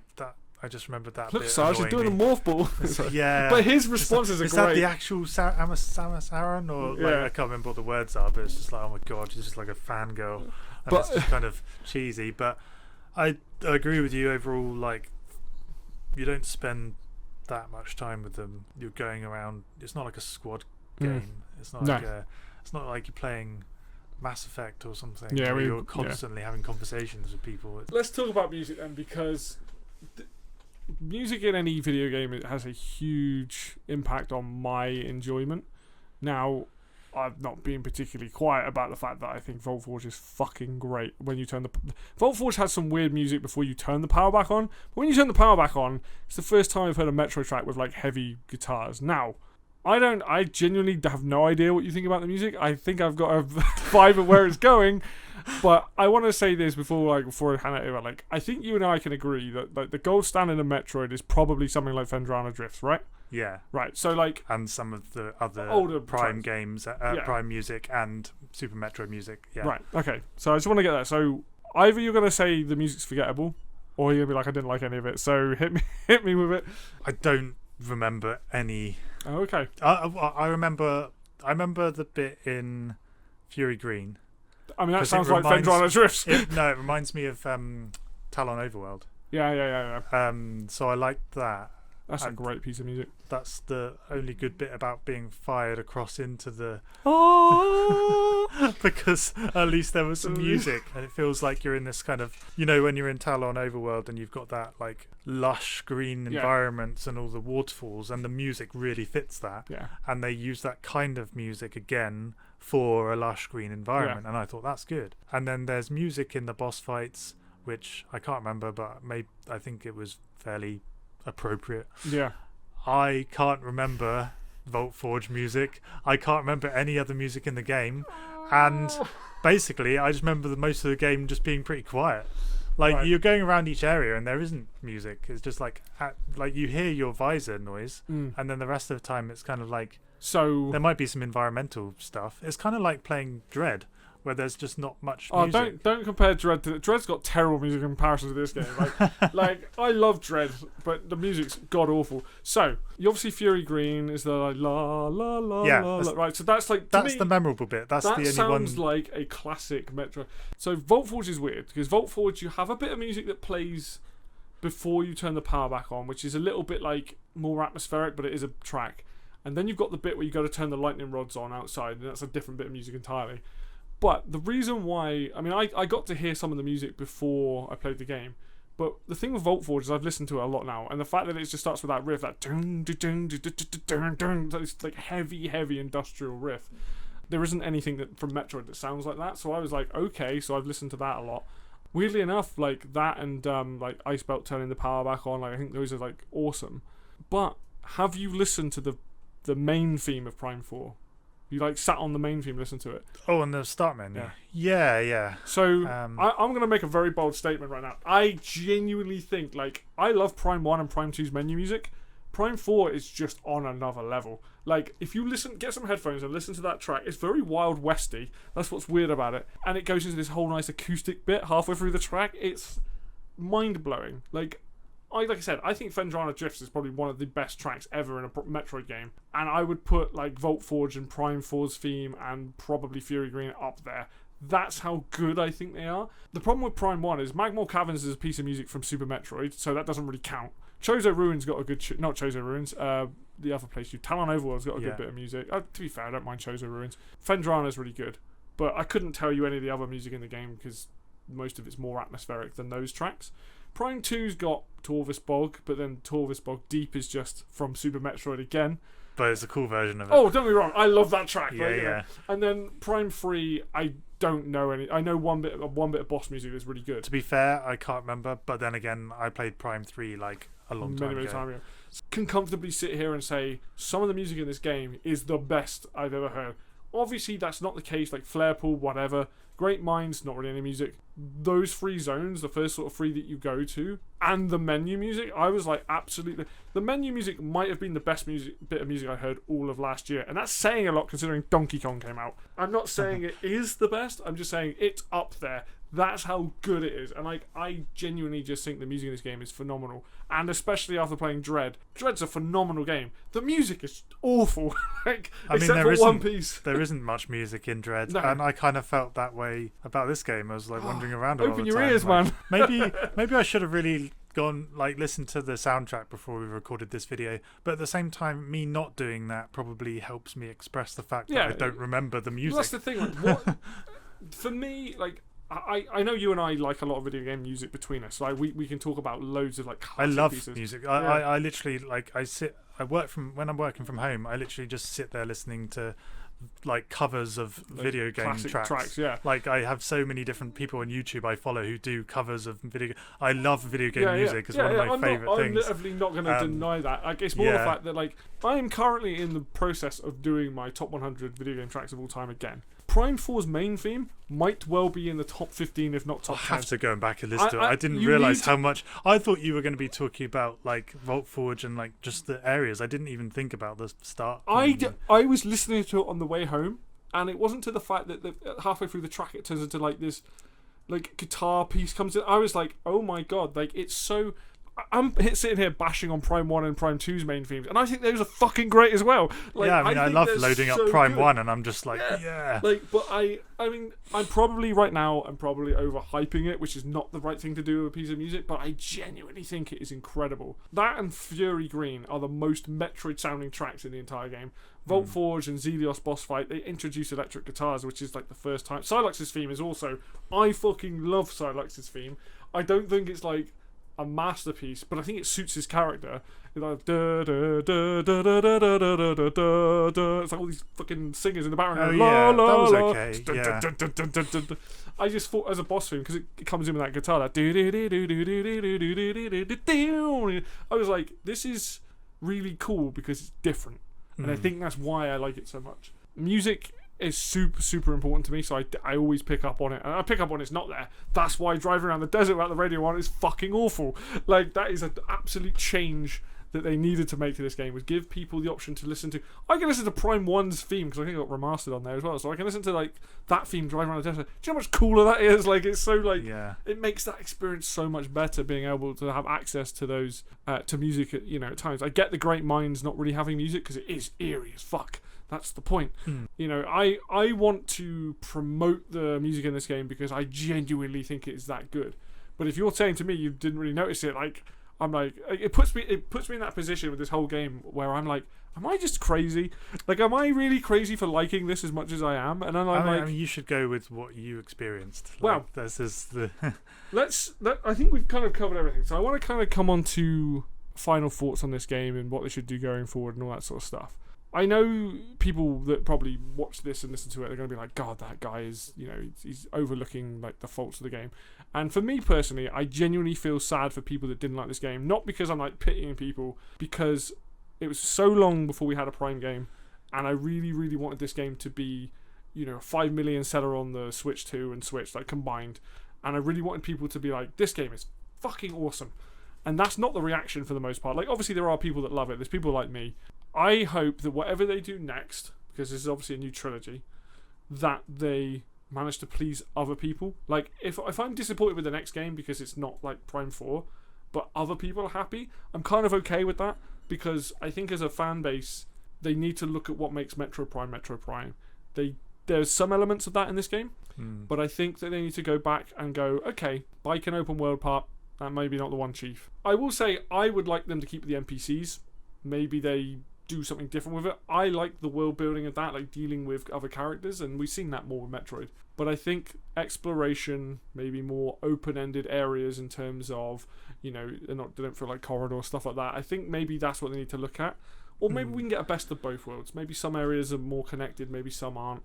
Maybe you jump in the ship, fly the ship and land it in places and different stuff. I don't know. Like, they could do other ideas. All I hope is that whatever the next game is, it's again a unique spin on whatever it is doing, because I think that Prime 4 is not a bad game. Anyone that says this is a bad game, I think what they mean is they were disappointed with it, because this game, I've encountered no bugs, no glitches, nothing.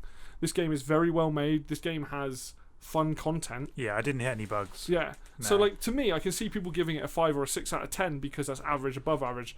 But if people turn around and say this game is bad, I'm no longer interested, because it's not a bad game. A bad game would have. I agree, it's not a bad game. It's not painful to play. No. I mean, there are parts of it where you're frustrated. Yeah. But I'm wondering whether really they achieved everything in the Prime universe in the first 3 games, and that's why this game just couldn't live up to it. Because it's like, what more do you do when you've done those 3 games? I mean, by the 3rd game, it was kind of like, what's 3 doing that the first 2 didn't? The second one was very different because of the light and dark world. The third one was like, okay, let's add a bit more like NPCs and put motion controls in and have these kind of like the big kind of sky city, like where Yeah. you're going across, they get Sky blasted. Yeah. And you get blasted in the morph ball cannons and Yeah. stuff and things like that.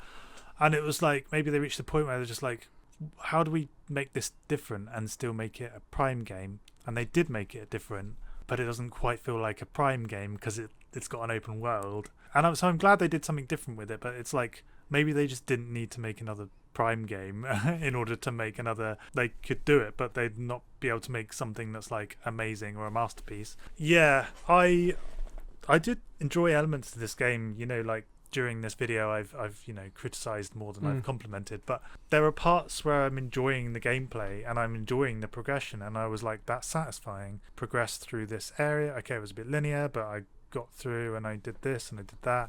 Earlier on in the game I felt like items, missile upgrades and stuff were just out in plain sight, and I was like, oh, that's boring. But then later on there was like some cool like spider-ball puzzle stuff, and then you can wake up those robot things and they give you where in each area you've missed items. Yes. And that was like, okay, I wasn't going to go backtrack because I couldn't be bothered because like I didn't want to, but now you've told me exactly where they were, and I enjoyed going back and being like, okay, now I can go back with my powers and that's what I want from a Prime game, although I do generally want that because I want to go back and not be told exactly where it is. You bring up a good point though, because I think that is the smartest way to do. Some people don't want that. They want to go and explore the areas and find all the items themselves. But this is why I'm saying this game's I wouldn't have gone back if it wasn't for those in this game. So, in this game, anyway. I like the fact that it's there for people that are new to the series, because again, this game, when you actually break it down, this is definitely catering to a slightly different audience. They're like, oh, it's been a while. The fact that those robots are there at the end of the game, you get Thundershot, or near the end of the game, you zap them, it tells you exactly what rooms and where they are in those rooms, and all across the desert and all that sort of stuff. That's awesome, because I am not the sort of person that normally goes 100%ing. However, because those robots exist, I'm like, sure, why not? I know where I've got to go. The puzzle's still got to figure out which thing I've got to fire at it, or like, this might be a puzzle there, but I very much appreciate the fact that they were like, you don't need to look up a guide. Yeah. It's there. Do you want to use it? You can use it. It's right there if you want it. But if you don't want to use it, you don't have to. And I'm like, thank you. This is the sort of thing that, like, this game can get shat on for a lot, but that is the sort of mechanic that I want to see in every Metroid game. Like, near the end of the game, I've got maybe like a couple hours left. Do you want the option to be like, here's your map, or here's a thing that shows you all the unlockables, or all the items, sorry. And you get to choose, because some people aren't going to want that, some people are. And I like it because I'm like, we've seen over the years Metroidvania is changing. And a lot of these games that are about exploration, and we get, Prince of Persia had the idea that you could take a screenshot of the item, slap it on your map so you could always look. Awesome. Put that in every game. Yeah. We see these different elements where Dread's map was really, really easy to read and stuff like that. Like, yeah, you loved that map system. Yeah. I mean, I don't want to like. It's good. Yeah. I don't want to rag on Hollow Knight, but take note. And it's that kind of thing, right? It's every time these games come out, that's the one takeaway. I'm like, it did something different. It's obviously a game that people were very mixed on.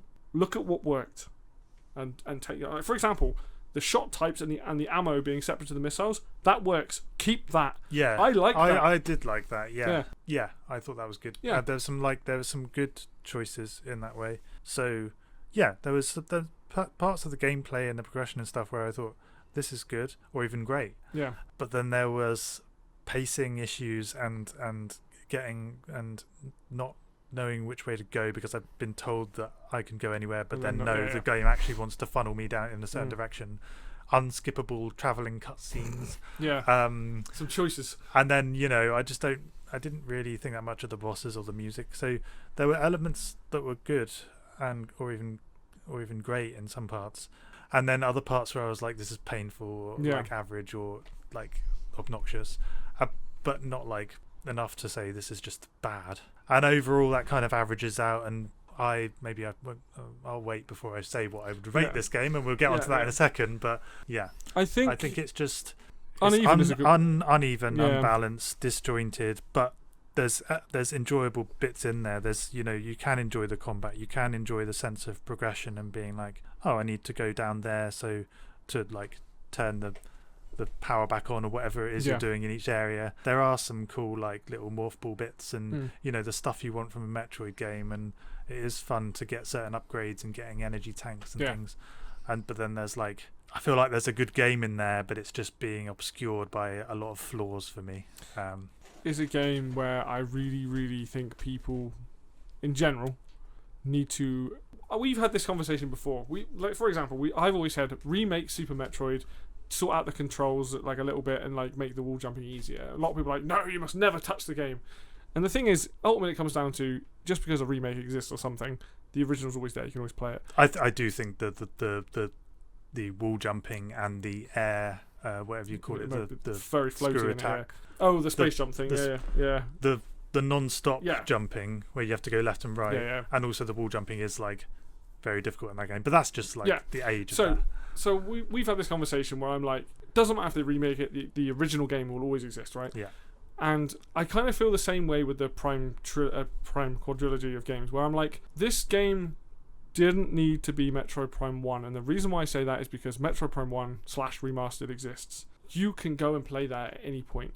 Every single Prime game should have something different.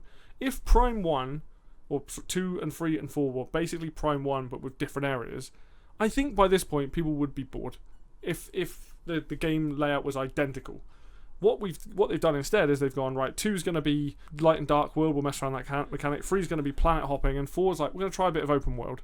Yeah. You know, it's not a massive open world, but like a area that's open world, right? Some of those games you're going to like, some you're not going to like, whatever. But for me, like, I want to judge this game based on what this game is and what this game isn't. There's no point for me comparing this to 2 and 3, because 1, I haven't played 2 myself. 3 I've only played a little bit, and like the only game I compare it to is Metroid Prime 1. And I like Metroid Prime 1. I think it's a very, very, very good game. I prefer 4, because 4 plays into the things that I like more. But I'm not going to be like, oh, you know, it needed this, it needed that. Because Prime 1's got issues. Like, I hate the idea that you have to backtrack for those keys right at the end if you've never played it before, you don't know where they are. But that doesn't take away from the fact that Prime 1 is still a 10 out of 10 game, right? And even someone who's has not finished it, someone who doesn't even necessarily want to finish it, like I enjoyed it, but I was like, I find it crazy that you don't want to finish that game. I just didn't like the mines that much. So it's like, and the other thing is in Prime 4, if you die, the checkpoint's right on the boss or whatever. Prime 1's old enough that if you dive far into a map, you're back to the save point. Yeah. And I think and there's nothing wrong with that. Again, I'm not sitting here saying that game's bad or anything like that. I just have my preferences, and Prime 4 to me, if it isn't obvious now, the second time playing for it confirmed everything I felt about the first time I played it, except I didn't scan anything basically where I couldn't. I played for it quicker. Prime 4 to me is still a 10 out of 10 game, right? Which I'm not throwing that around because like I'm trying to be different or throwing out. I just was able to overlook the criticisms. There are criticisms of the game. The desert's probably too big. There's no music in the desert. The desert sand fight is awful. Like, there are things where I'm just like, there needed to be changes. These things needed to be just tweaked a bit. But that doesn't take away from the enjoyment that I got from this game. And we're talking in a year where Donkey Kong came out, like, and I absolutely loved Bonanza. And to me, like, they're and neck this and is neck. Your game of the year. Yeah, like, I gave Prime the game of the year because it was something I wasn't expecting. I wasn't expecting Bonanza either. Like, I generally cried playing Bonanza, like, because of like what happened at the end of that game. Those games spoke to me in very different ways, but I was like, I was playing Prime 4, seeing all this hate and being like, what am I not getting here? Like, for me, it was a game where I was able to overlook a lot of those flaws because I did enjoy the biking and I didn't mind the NPCs. So I was like, I'm just enjoying what the game's given to me. But I know that that's not the case for everybody.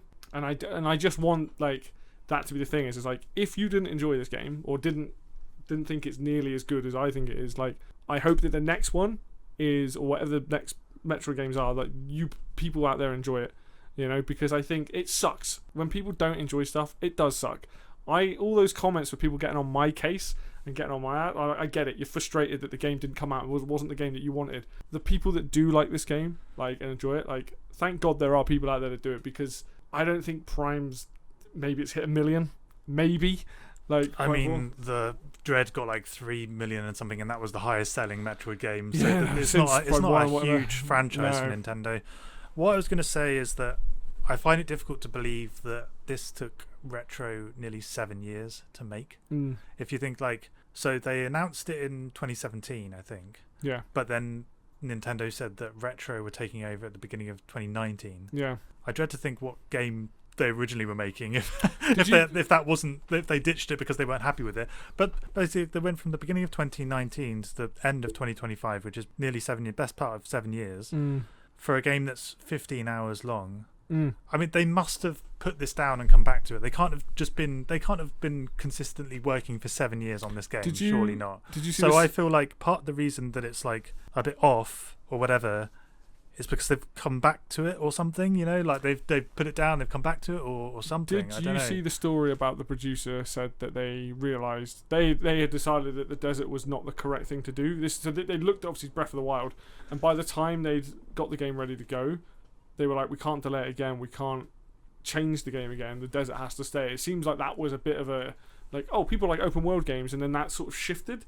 So there is articles out there, and I agree, it does seem like a very long time.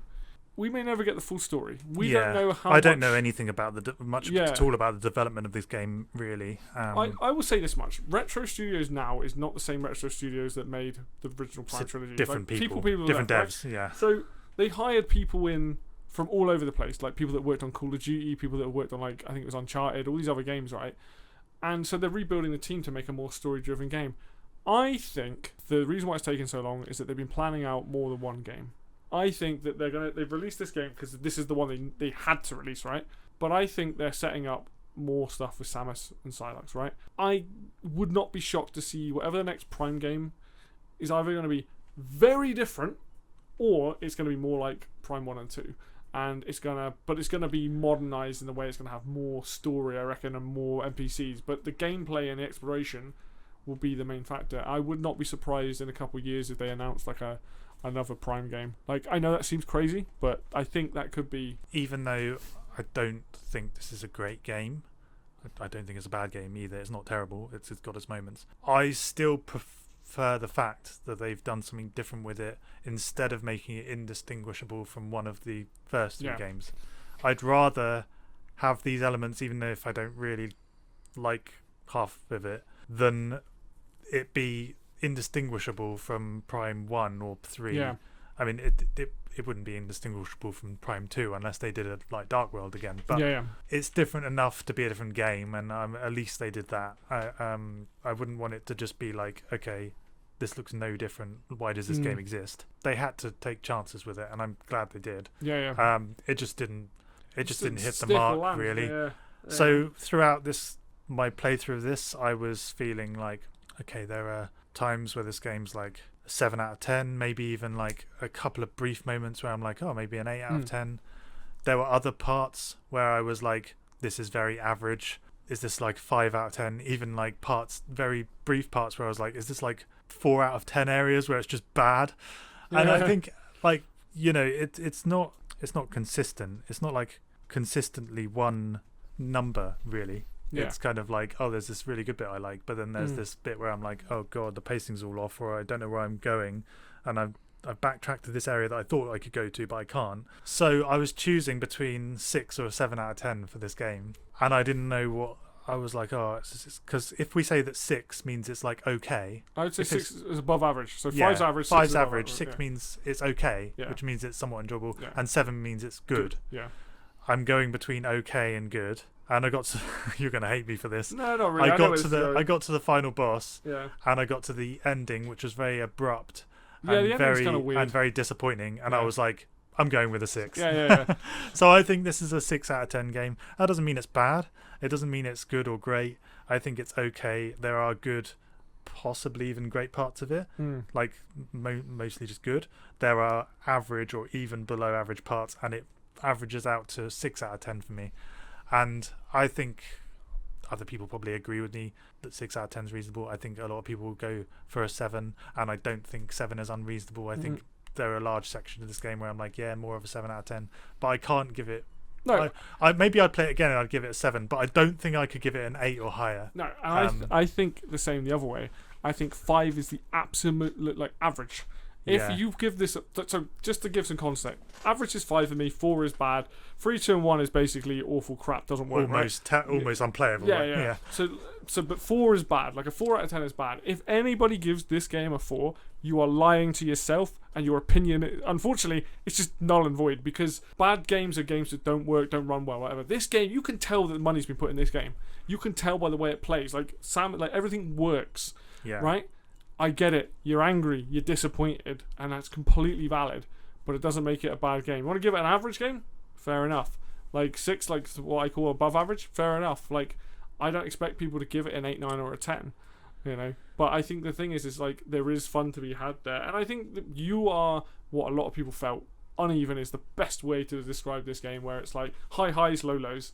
You know? Some highs, some lows, and it kind of averages out to a 6. And I think that's a fairly fair rating. I the fact that you think it's a 10 out of 10, obviously I don't agree with you, but if you love this game that much, that's awesome. I'm glad that you had such an excellent experience. I find it very difficult to believe that this game lives up to the other 3, especially Prime 1, because I think Prime 1 is like on a pedestal as like absolute pinnacle of like game design in some ways. It meant like, you know, it's up there among the best. If you absolutely loved it, like I disagree, you know, we've disagreed about a lot of things, but if you absolutely loved it, then I'm glad you had a great experience. It wasn't that for me. Maybe because it's like there's a lot of factors as to why I've bounced off Prime 1 multiple times. I bounced off until Remastered, where I was actually getting into it, and 3 and all that sort of stuff. So I didn't even know if I was gonna. I liked what I saw in the trailers. I was like, oh, this kind of looks fun, and a lot of the right elements came together. Again, me giving it a 10, it doesn't make it a perfect game. There are things that I want to see changed. There are things that they can improve here. It's just that sometimes you play a game and everything clicks. And on my second playthrough, it's just compounded that. I was like, no, just because other people are telling me it's shit doesn't mean it's ignore shit. That. Yeah, exactly. I mean, I didn't play this game for 4 months because I saw the reviews and I was like, I'm going to be upset and disappointed because I love the price. I remember seeing like the first reviews come out. I was on the bus home from work. I felt genuinely depressed. Me, I was like, I feel sad. I felt like I'm gonna.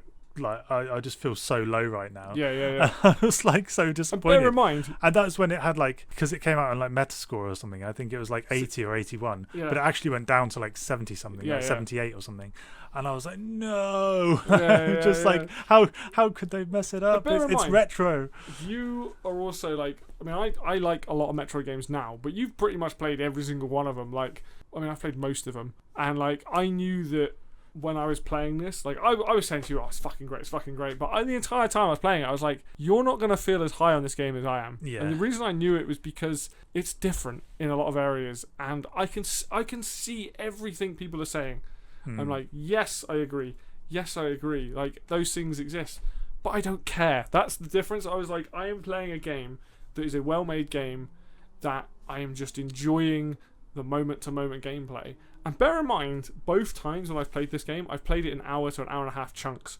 Purely based on the fact that, like, the first time I did that was because of my arm. Like, I had an arm injury, I couldn't play the game for long. I didn't want to have a negative experience of being like, oh, I've played that game, my arm is like, and that'd be the reminding factor. So when I played it again, I was like, I'm going to play this in, like, I would record it in hour to hour and a half chunks, go and do something, come back again. And I was like able to like map out the game, like, oh, this is what you can do in the first hour, this is what it is. And I was like, this is a fast-paced game.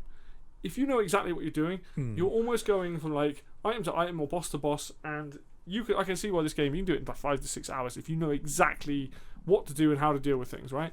And that's great. And I'm like, this time round, I spent more time fucking around in the desert, trying different things.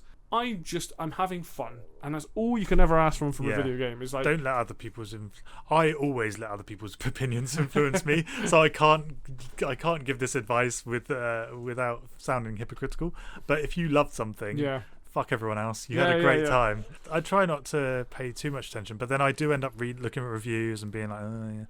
Whereas like, I mean, IGN and GameSpot gave this 8 out of 10, which is great. That means great. And I don't think it's quite at that level. And you know, but then other reviewers did give it. I think Edge gave it 4 out of 10. I think that's a bit disingenuous. I think that's 4 out of 10 that means it's bad. That's what I mean. I'm like, I don't think it can be below a 5 out of 10 really. I agree with you there. Like, Yeah. I don't think you can give this like 3 or 4 out of 10. Really, it's enjoyable enough to be. It's definitely enjoyable enough to be like a reasonable game. Yeah. It just has its flaws. And, It's just Metroid brings a quality with it that people expect, and that's the thing, right? This game has been in development for a very long time. People are excited for it. It was never going to live up to the hype, like realistically, because the thing is, Prime wasn't going to be massively different. It was still going to be about a 15 to 20 hour game, because that's what makes Metroid games Metroid, right? They're all about, can you do it quickly, sequence breaking, all these other things that happen. Even the 2D ones aren't that long. How do you please these fans? And I feel fucking awful for the devs on this, because they've not set out to make a bad game. They've got we're They spent years on this. Yeah, and you can tell there are things in this game that are legit. Like, this is really cool, but nobody wants a Metroid game to be. You want it to be a 9 or a 10 out of 10, because it's a series that desperately needs a win. I'm not saying that Dread wasn't a win, but the series needs constant wins. It's not like a Mario. Mario game comes out, 20 million copies, easy, right? Yeah. Zelda comes out, 15 million copies, easy. Prime comes out. They port old Mario games and they still make 20 million. Exactly. We're not going to suddenly get like a Prime game. It's like, it's making Mario Kart numbers. It's made 60 million. It's just not going to happen. No. There's always a lot of pressure on these guys to put out something that is considered and well liked. And unfortunately, that's not the case with Prime 4. And like I said, I have no doubt people are going to disagree with me and probably downvote the video and all that sort of stuff because they don't like how I'm talking about it. But ultimately, this is the game we got. Come back to it in time. And this is what I've been thinking about. Like, come back to it in time. I had a 5-month break, didn't touch it, replayed it, reaffirmed my likes for it, and also was like, there are more criticisms than I got for now. But I think that this game, in like 4 or 5 years' time, I'm going to be seeing it on like people talking about it, and they're going to be like, was it that bad? And we're going to see all these videos. There are going to be those retrospective videos in a few years' time. And I think this game will grow on people. I don't think it's going to suddenly get a massive following. I don't think people are going to start putting it above like Prime 1 and 2. But I think people might take a second chance at this in time and be like, it's not that bad for what it is. Like, there is fun to be had here. And the thing is, I'm not making this shit up how I feel about it. If this game was awful, I would be shouting from the mountaintops that this game is terrible. I just don't think it is, and I think that's like where I land on it. And now I feel kind of vindicated a little bit, because the amount of negativity that I got personally from putting out that video. I haven't watched that video, and I'm gonna watch it. I think I wanted to kind of do this, and then I'm gonna.